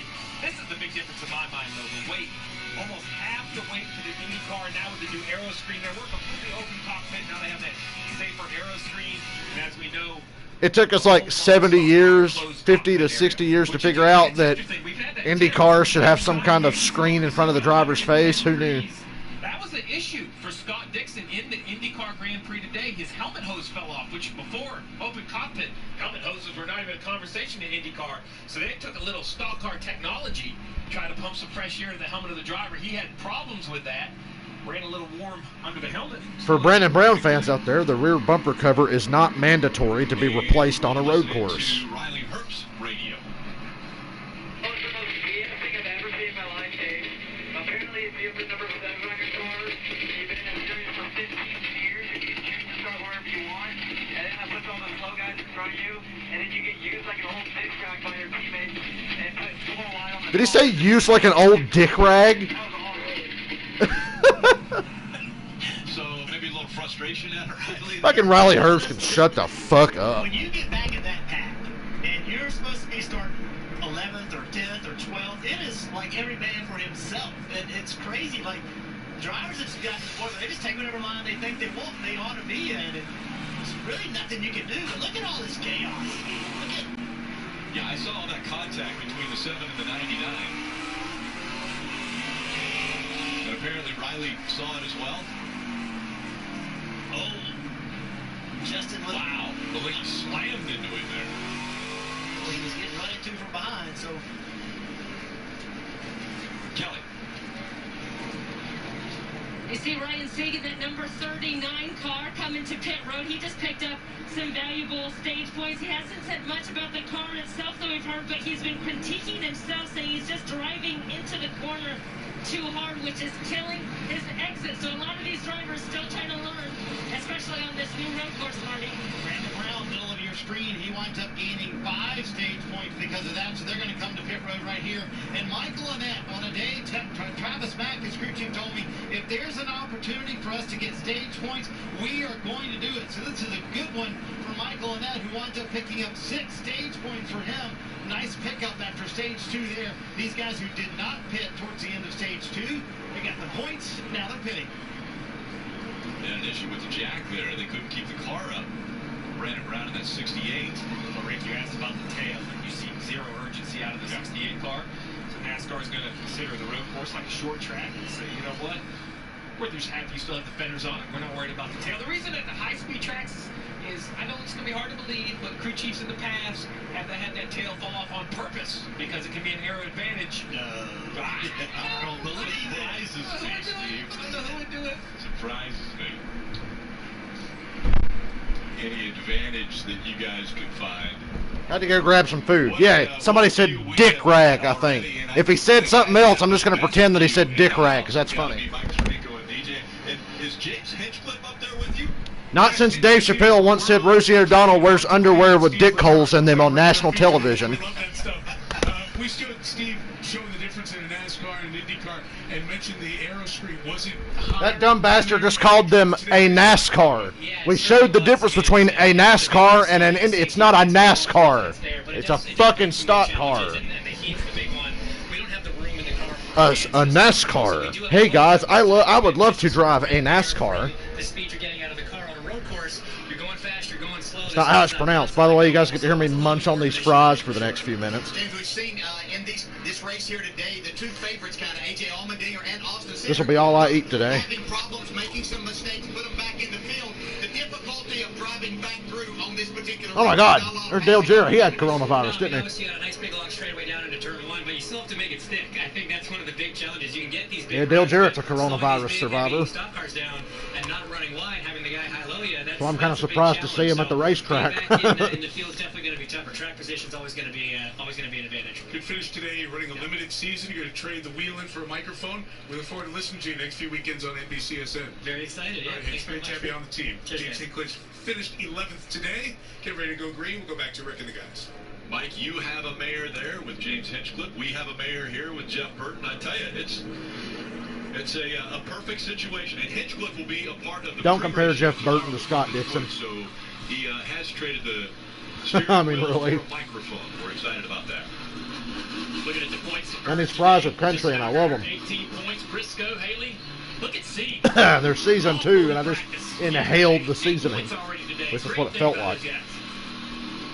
Great strategy that they have made work. I was going to say, Rick, as we come to this restart with 20 to go, we talked a lot about strategy. Well, here it is. No more stages, no more breaks. 20 laps to the trophy. Once they cross the line, it'll be 19 to go, and we're back underway. The final 19 laps to go. Indianapolis Motor Speedway road course. Briscoe on the inside. Damn, that's a bonsai move by Harrison Burton there. He backs off. Right on his quarter panel. Justin Haley. Cindric's back in the top 10. Allmendinger still hasn't been much of a factor, but there he is. Harrison Burton right there in the mix in front of Cindric. Having a nice day. Haven't mentioned a lot about him, but the 93 Myatt Snyder. Myatt Snyder's 4th. Running for the RSS, the Sieg family team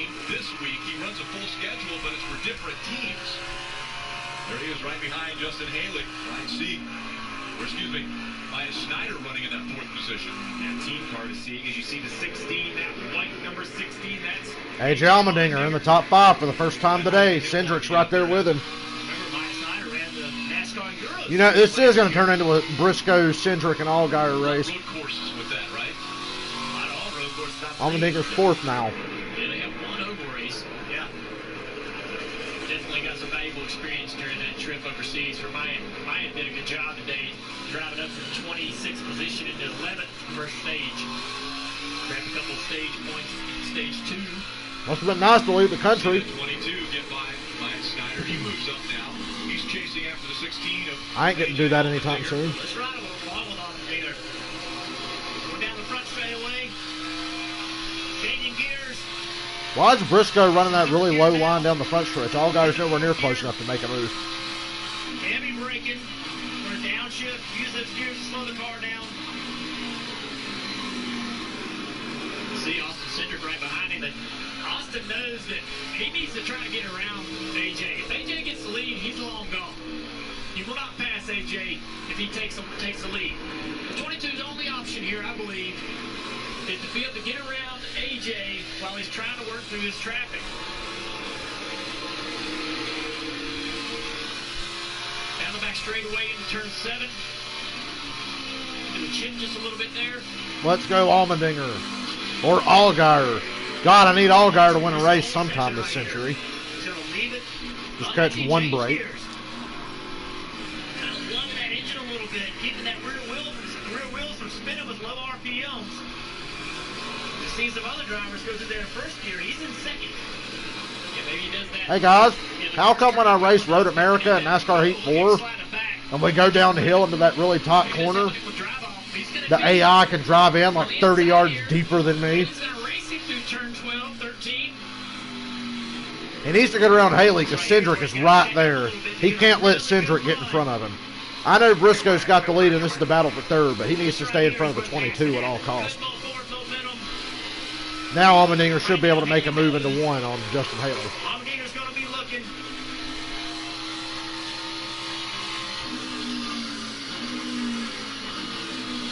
Haley drives in deep with him. Damn, Haley did drive in deep on that outside, deep enough to where Allmendinger couldn't clear him. Now he clears him.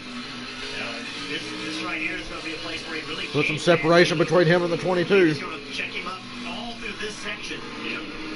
Because it's made by 704 game. Yeah, good point. So right here, back up just a little bit, and then big run right here. The AI drives unrealistically deep into that corner at the bottom of the hill after that long straightaway at Road America. I was using a custom setup. The rest of the racetrack, I'd get out to like a 3-second lead, and my lead would shrink down to less than a second just coming through there because they would drive up on me from 3 seconds back. And I'm not lifting and braking till I'm after the second sign. You know, the marks for how many feet or yards or whatever you are from the corner. I start braking at the second sign, and these fuckers still roll up on me. Road America's hardest road course in that game. This road course looks like it'd be kind of easy. I look forward to driving this in a game in the future. Could get Forza for my Xbox. As I sit here and stuff my face for you guys to hear. I apologize. It was time to eat.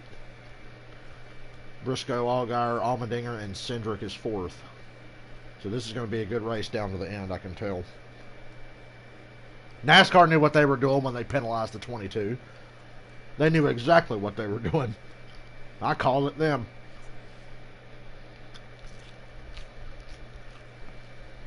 That's why you can't help but feel it was a questionable call. Or 50-50.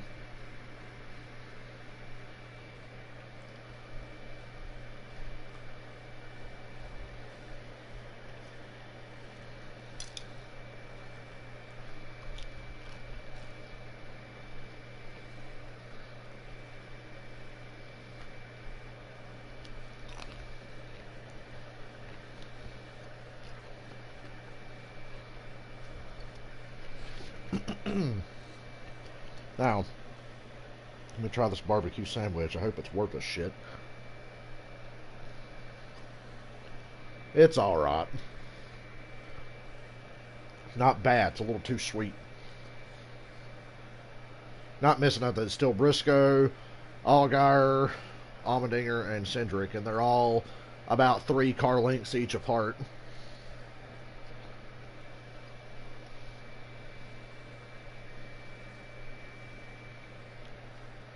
We have 15 laps to go. But the top 5 have separated themselves from the rest of the field. Closing in on just 14 laps to go, and the Pens will have 150 at the Brickyard. Still out front, it's Chase Briscoe. Kelly. Justin Allgaier is about a second behind Chase Briscoe. Remember, we talked about it at the top of the show. Tomorrow, Justin will be filling in for Jimmy Johnson, who has been sidelined since testing positive for COVID-19. So this could be, though, the perfect doubleheader for Justin. We talked about his road course. Justin Allgaier going to sweep the weekend, not. He might win this. And then don't forget, 2 years Well, ago, maybe not. Allmendinger's pretty large in his rearview mirror right now. That gap that he had on Allmendinger has shrunk. They're looking for this weekend to be the time they turn things around with the 17. And he's trying to hang on to that second position as A.J. Allmendinger. God, Allmendinger's sliding coming out of that corner. Allgaier was too, but Allmendinger was going what, and he clears him into the next corner. So now Allmendinger's second. I don't know if we need to think we need to push harder, or I don't know. I think we're going to need the tires at the end here. I agree. Like open it up a little if we could by that 20. Briscoe's team is talking about pushing harder or saving. I can tell you Allmendinger's not saving based on that last couple of corners. He came to the 99th running of the Indianapolis 500 and ran into a security guard friend. The security guard said, "Hey, why don't you go kiss the bricks?" He knew Chase as a sprint car driver. Chase said, "You know what? I'm going to hold off on that. Maybe someday, I'll come back here as a driver." Never in his wildest dreams did he believe he would be in Indianapolis leading with 14 to go. Can't figure out if I like this barbecue or not.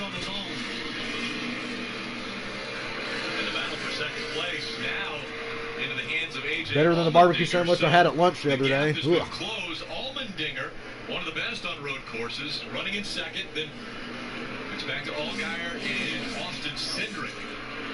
Those are the top 4 right now, and of course 4 of the best. I can tell you right now, the 22 and the 16 are not saving. AJ, be able to compare to our leader, Briscoe.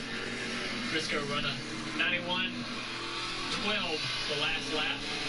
AJ was a little slower, but making that pass on Justin Allgaier. I mentioned these are 4 of the best. Well, they've won 6 of the last 7. Oh my God, Cindric! Cindric locked up all 4 tires and was smoking, and he passed Allgaier for 3rd anyway. I told you he ain't saving, and I guarantee Allmendinger ain't either. God, that could have flat spot. Yeah, he slid a long time. 22 could have a tire go down. I don't know about these tires, Steve. Some tires are more susceptible to flat spotting than others. A.J. Allmendinger looks as red as the devil's dick in his car right now. We saw a bunch of tires lock up. And they said that the tire actually held up pretty good. You know, at some tracks, when you lock that tire up, it literally would just shave the rubber away and put a flat spot in a round tire. It can, make it vibrate, hurt handling, or if it gets... Well, if that tire doesn't have a flat spot, it must be pretty fucking durable. Not only perform well, but seem to be very durable to that flat spot issue. That was a long slide. Real aggressive right there, but he needed to be. Listen, only 13 laps to go. Doesn't look like he's getting through that section very well right there. Just watch him to see. We're at 13 laps to go. In balance, just in speed. It looks like it may be. They're on the straightaway in the infield. Oh, we got a spin. Shouldn't be a caution though.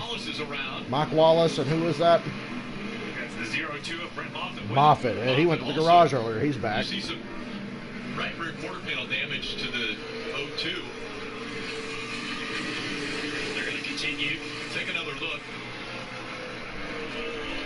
That's Brent Moffitt to the inside of Mike Wallace. They head down to turn 1. Moffitt busted his ass in front of Mike Wallace. Yeah, Mike Wallace just stopped to avoid hitting him. The driver of the 0-2, we talk about the break, the 10-week break for NASCAR. Unfortunate motocross accident. Brent Moffitt broke both legs in a motocross accident was able to recover to get back into a race car, but we wondered how, you know, those legs would feel after a long day on the road course.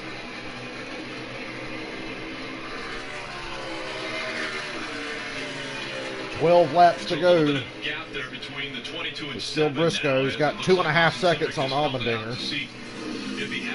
Plenty of time left, though. A little bit further back here in the lineup as we go back to Harrison Burton. And Harrison Burton currently running in the 8th position. Right behind him, Riley Herbst, as we look at the Toyota driver update. Brandon Godovic in the 14th position. I would say Harrison and Riley, their main goal here today. And the lead is shrinking. Obviously stay on track, get good finishes, but continue to improve your At least by 2/10 there. You know, Harrison's in the playoffs. Still 2 seconds or more. He's going to have to perform in the playoffs on the Roval, so having that road course experience and continue to improve will be really important to his championship race. And we're going to go NASCAR nonstop once again. You won't miss Oh a thing. boy, NASCAR nonstop. To hold off Allmendinger. It's calm right now. If a late caution happens, though, all hell's going to break loose. Even without that, I think we're going to get a close finish here. Depends on how well if Briscoe's holding back or how hard Allmendinger's driving. Allmendinger looks pretty smooth right now.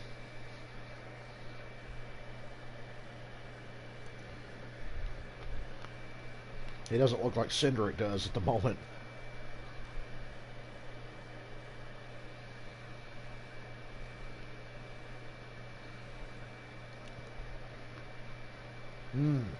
These are really good fries. I bet they sound good. There we go. I'm trying to finish them. There we are. 3 left. Make that 4. One was hiding from me. Yeah, barbecue was kind of bleh. Too sweet. I don't like sour barbecue. But we were trying something different. We got another spinner. No caution, though. Just the 21. Alfredo spun out in turn 1. Well, he's got some damage. But not going to be a caution. Kind of hoping for a caution. It'd be some shit. These dudes are going to kill each other if there's a caution. Caution is out. The 44 is blowing up. Oh, man. Caution is out. Looks like Tommy Joe Martin's blew up all along the front stretch, I think.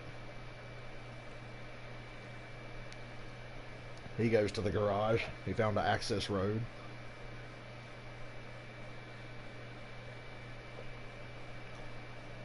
Boy, that could be a lengthy cleanup. And there's debris on the track from Tommy Joe on the front stretch. Well, this changes everything.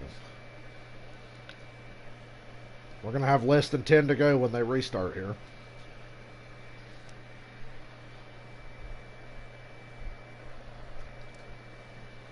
Come on, NBC, get back from your commercial.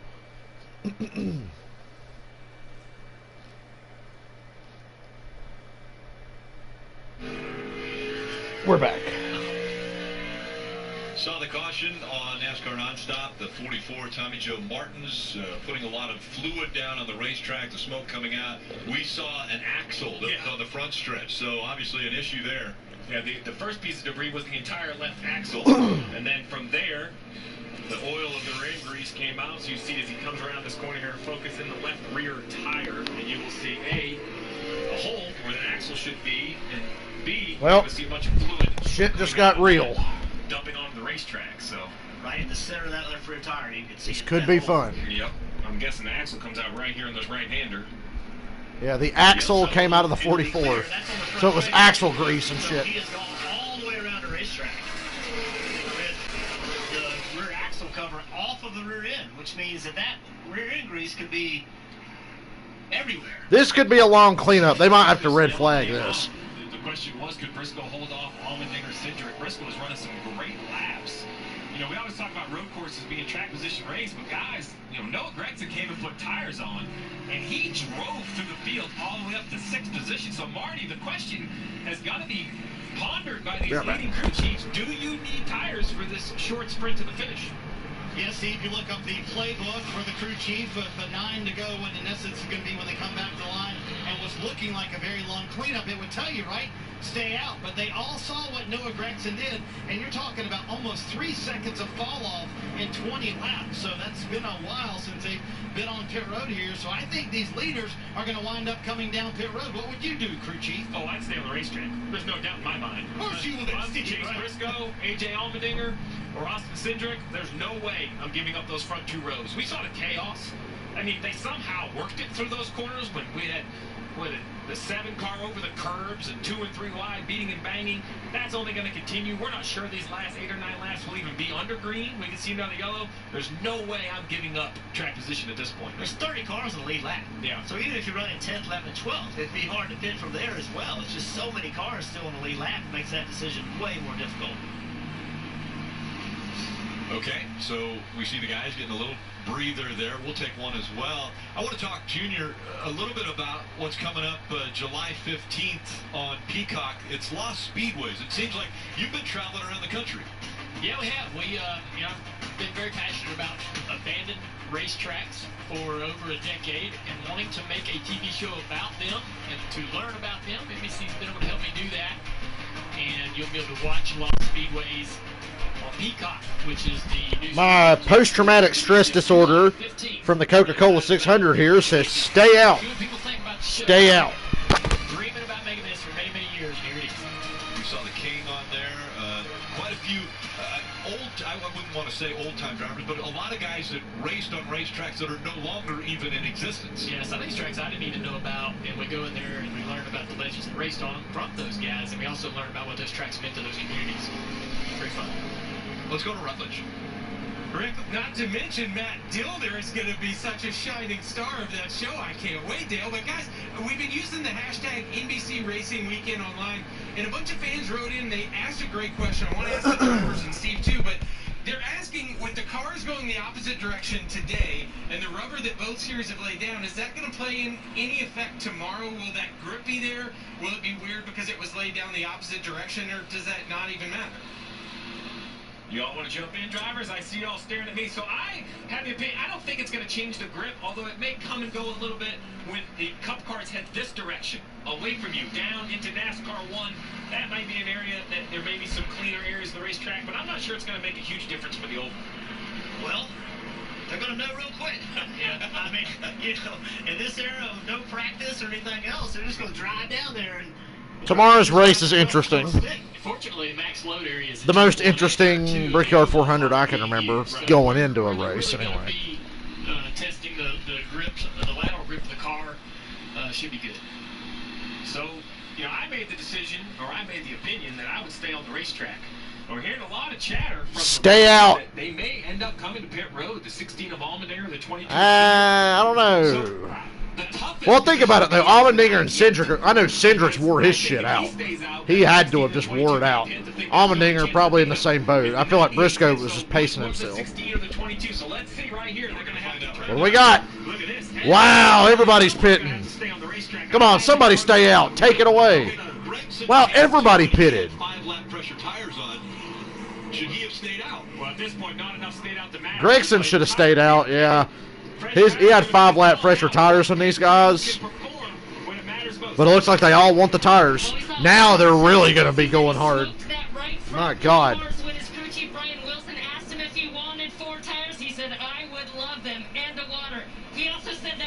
4 tires in the water for Cindric.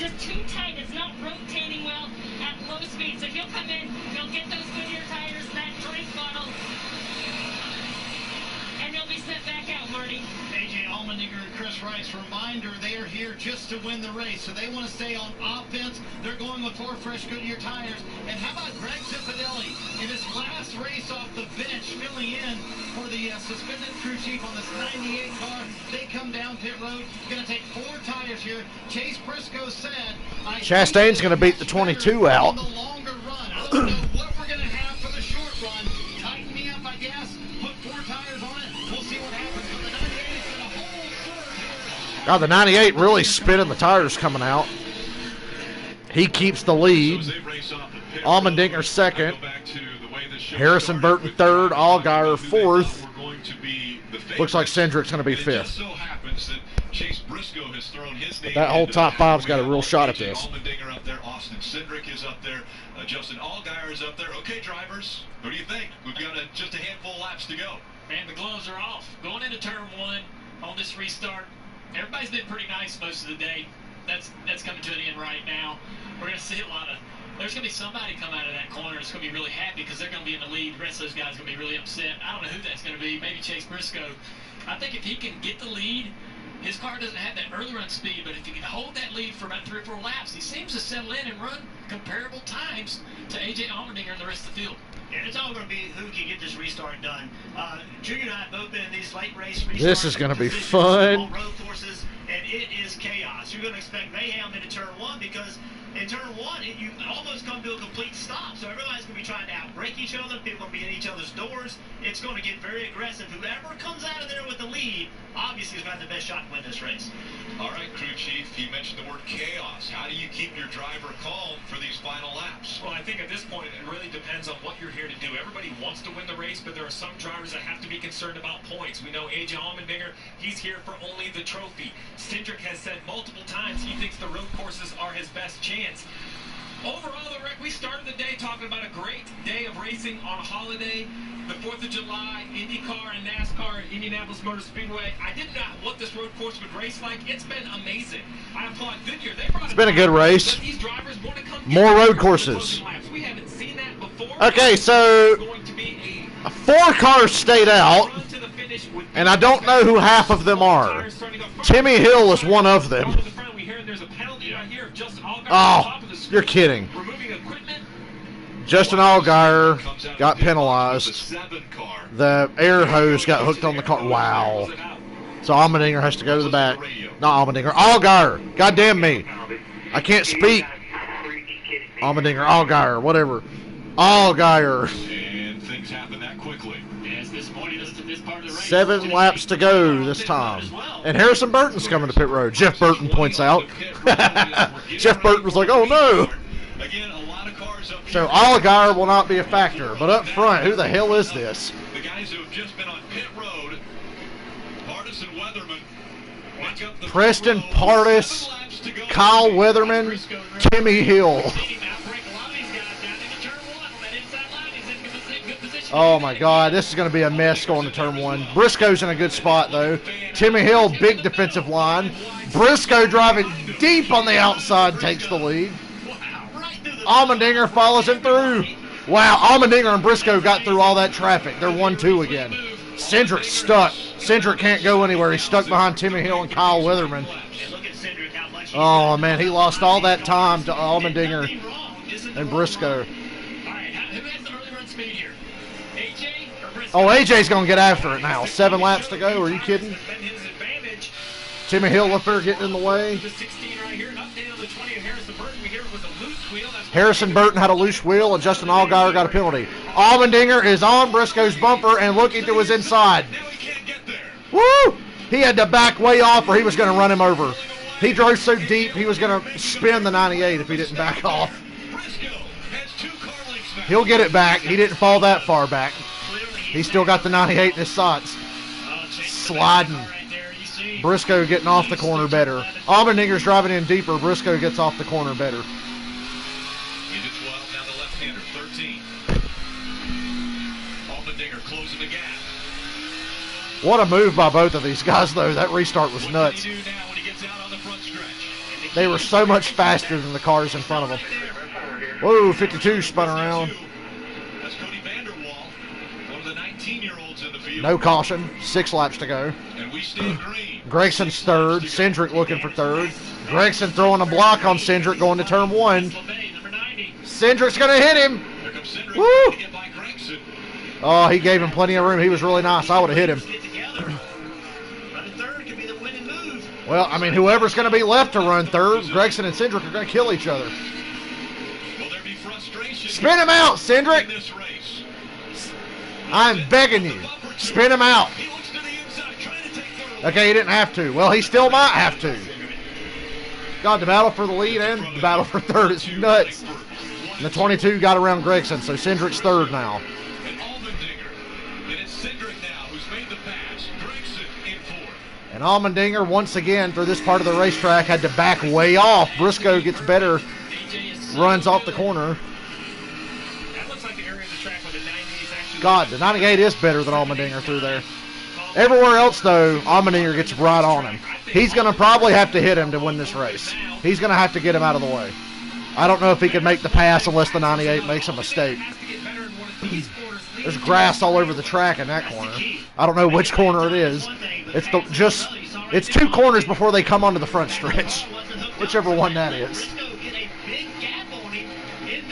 5 laps to go.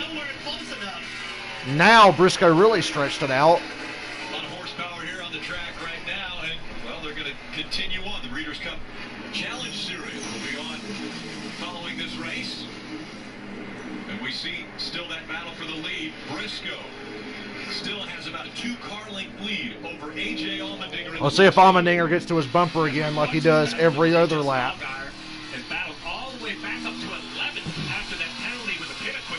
Hooking that rumble strip. He's more across the rumble strips than Briscoe is. Rick Allen's doing a good job today. Now here's Allmendinger looking to the inside. Not quite there, but once again, right on the 98's bumper through this portion of the track. Oh, he sent it! He sent it in! He sent it in! He hit him! Woo! He had to back off, though. God, if he was going to wreck himself and the 98 if he didn't back off. And the 98 overdrives the corner. Allmendinger's back to his inside. Now the 98 clears him again. Wow, and Cindric is coming. They better get that shit straightened out because here comes the 22. At this point, Briscoe's hoping the 22 gets there. Slow down Allmendinger because Allmendinger's all over him. Driving in harder every lap. Oh, my God.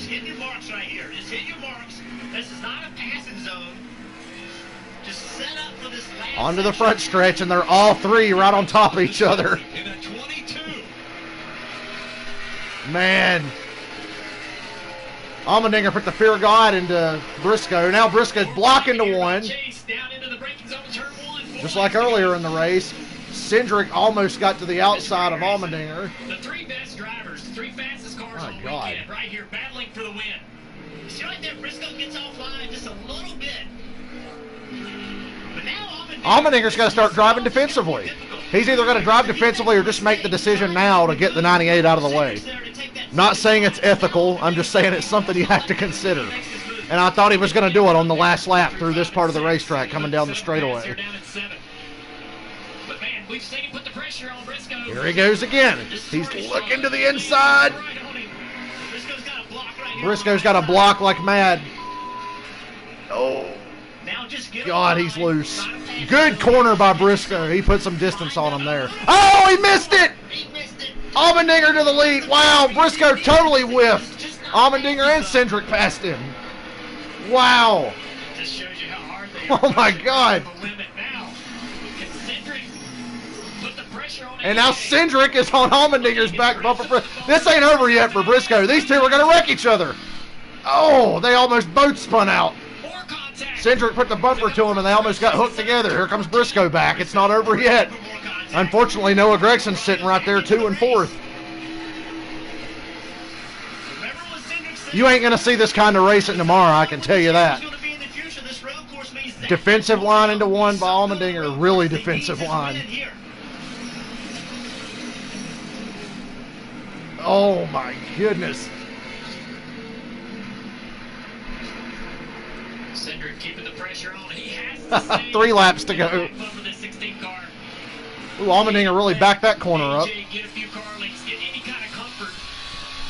AJ just drives away ever so slowly through this section. Okay, Noah Gregson has entered the chat. It's just what I needed.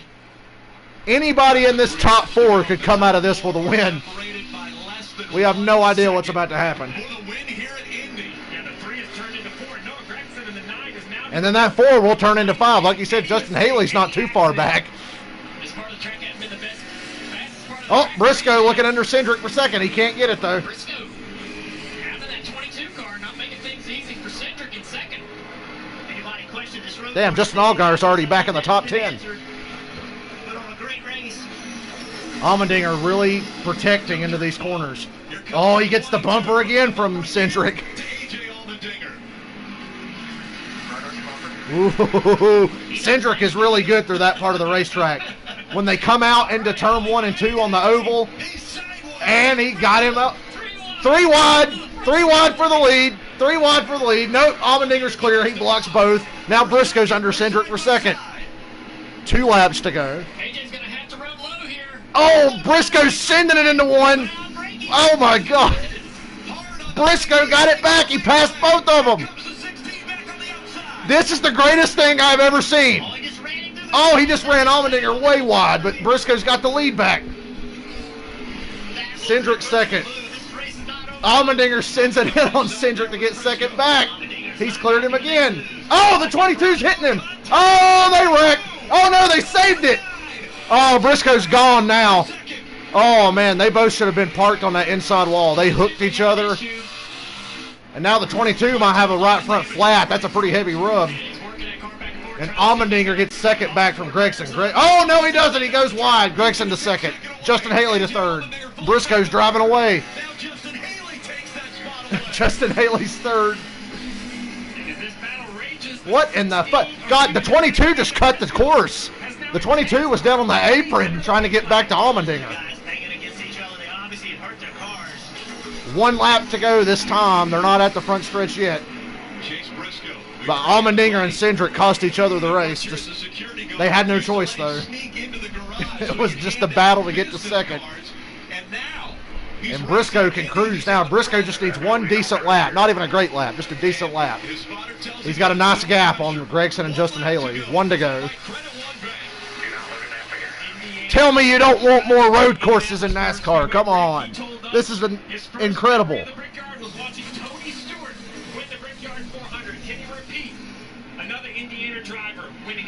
Justin Haley second.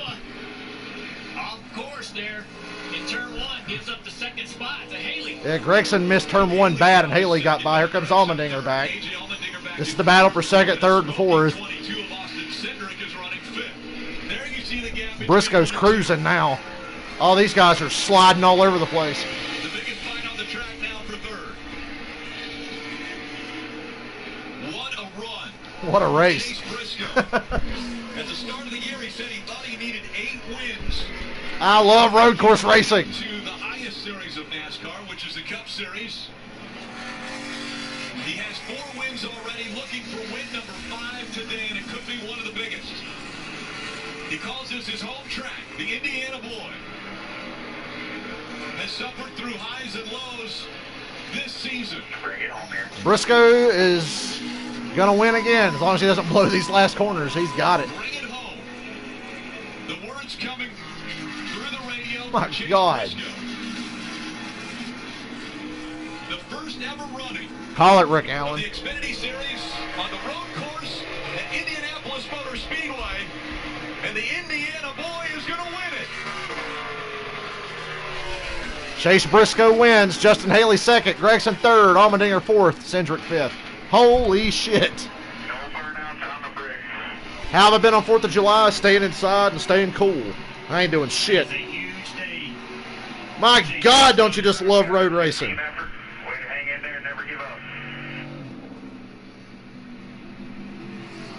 After a mistake, it looked as though that was some wild shit. But then he forced his way up front and took the lead.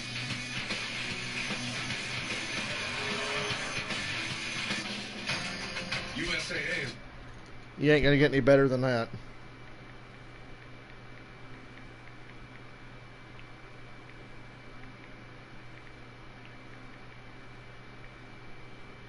That was wild.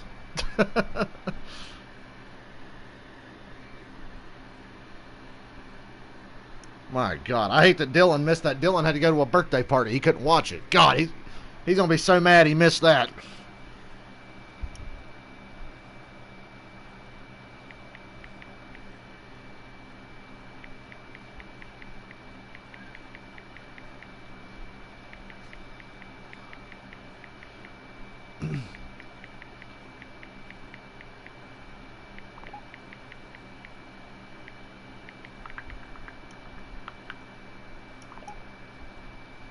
My God. Super speedways and road courses.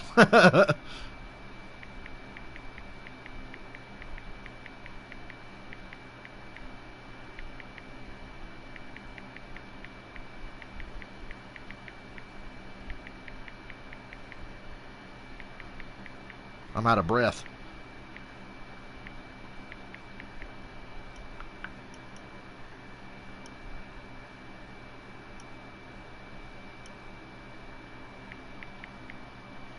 Oh, they're back. Sorry. The celebration that he is getting so good at underway here at Indianapolis Motor Speedway. Chase Briscoe, his 5th win already in 2020. Only one driver has ever done better in this few of races. That's Sam Ard back in 1984, who had 6 wins through. Is Allmendinger and Cindric going to fight? Chase Briscoe really dominating right now. I know who my money's on. Xfinity Series. And that kind of drive, you saw those pit crew guys on pit road. See, you know this. That, when you get up on the wheel... God, Briscoe's killing it this year, just like I said he would. That makes you the king. Killing it. Makes those guys right there absolutely... Pocono, Darlington, Vegas, Indy Road Course.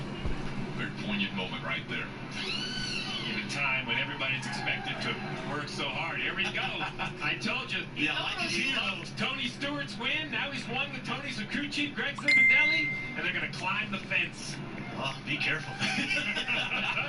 Up the fence they go. He told us if he won, he was climbing that fence. Was not going to keep him off of it. You just don't see drives like that too often. That was incredible. I thought as soon as AJ and Cindric got in front of him, I thought it was down to those two guys. We thought about that all week long. But man, he came back and took it away from them. He lost that race and got it back. Things like that happen every day in the sport. Amazing what he's done today and this entire year. Been an incredible year for Briscoe. What a dream come true today. To be Never seen anything like that at anywhere Indianapolis Motor other than a Speedway. road course. He spent so much time on the simulator. He told us that back in February, when he found out that this racetrack, this course was going to be a part of their schedule, he immediately went to the simulator, and every single week he spent time working on this road course, and it definitely's paid off. Yeah, I mean, you know, I thought guys would just be, you know, ramping up to sim time this week. He told us he's been on this track since February. Incredible, Marty. What a drive from Mitchell, Indiana's Chase Briscoe. You told us you were doing everything. You weren't kidding, were you? No, everybody knows that I grew up. You know, my hero in racing was Tony Stewart, and to get a drive for him, you know, watch him win the Brickyard, and that was always his signature thing. So, you know, I just wanted to do it, and obviously, it's not the same prestige as winning on the oval, but you still want Indianapolis Motor Speedway. It doesn't matter if you're racing on the oval, the road course, the dirt track, or even the parking lot, especially when you win here. And growing up, coming here all the time, it's unbelievable to think I just won here. So, so happy to get highpoint.com and Victory Lane again, and I'm wore out. That fence climb, that'll take a lot out of you. Chase, most significant win of your career? Yeah, I mean, from a personal standpoint, you know, the Darlington deal was meant a ton just because of what I was going through, but, you know, I've dreamed of coming to this racetrack and just getting a race here, so to win here, it's unbelievable. I can't put it into words. And, our sponsors in Victory Lane, driving for Stuart Haas at Indianapolis, doesn't get better than that. What would make it even better, the fans, the Indiana native, he wins. That Chase was Briscoe, wild. a winner at the Brickyard. And what a day. Told the Indy Star yesterday, this place just has so much history and heritage that just to race here is a privilege. And now he has won here. Guys, I think we saw aggressive racing, but we saw determination out of Chase Briscoe. Yeah, determination and a great race. Determination and Austin Cindric and AJ Allmendinger are killing each other. Man, I don't ever want to see another NASCAR race at Indianapolis that's not on the road course, man. That's just how it's got to be. For those of us that have been begging for them to not run the oval at Indy, that was like a huge win. Woo! That was fun. All right, guys, they're already off the air. They went off fast, so I'm going to get the hell out of here, and I'll see you guys tomorrow, I guess. Might do a couple of streams tomorrow. There's only one race, but I want to stream either Heat 4 or Red Dead. I ain't decided yet, but I'll see you guys next time. Thanks for hanging out. Holy shit, that was nuts. We got our money's worth today.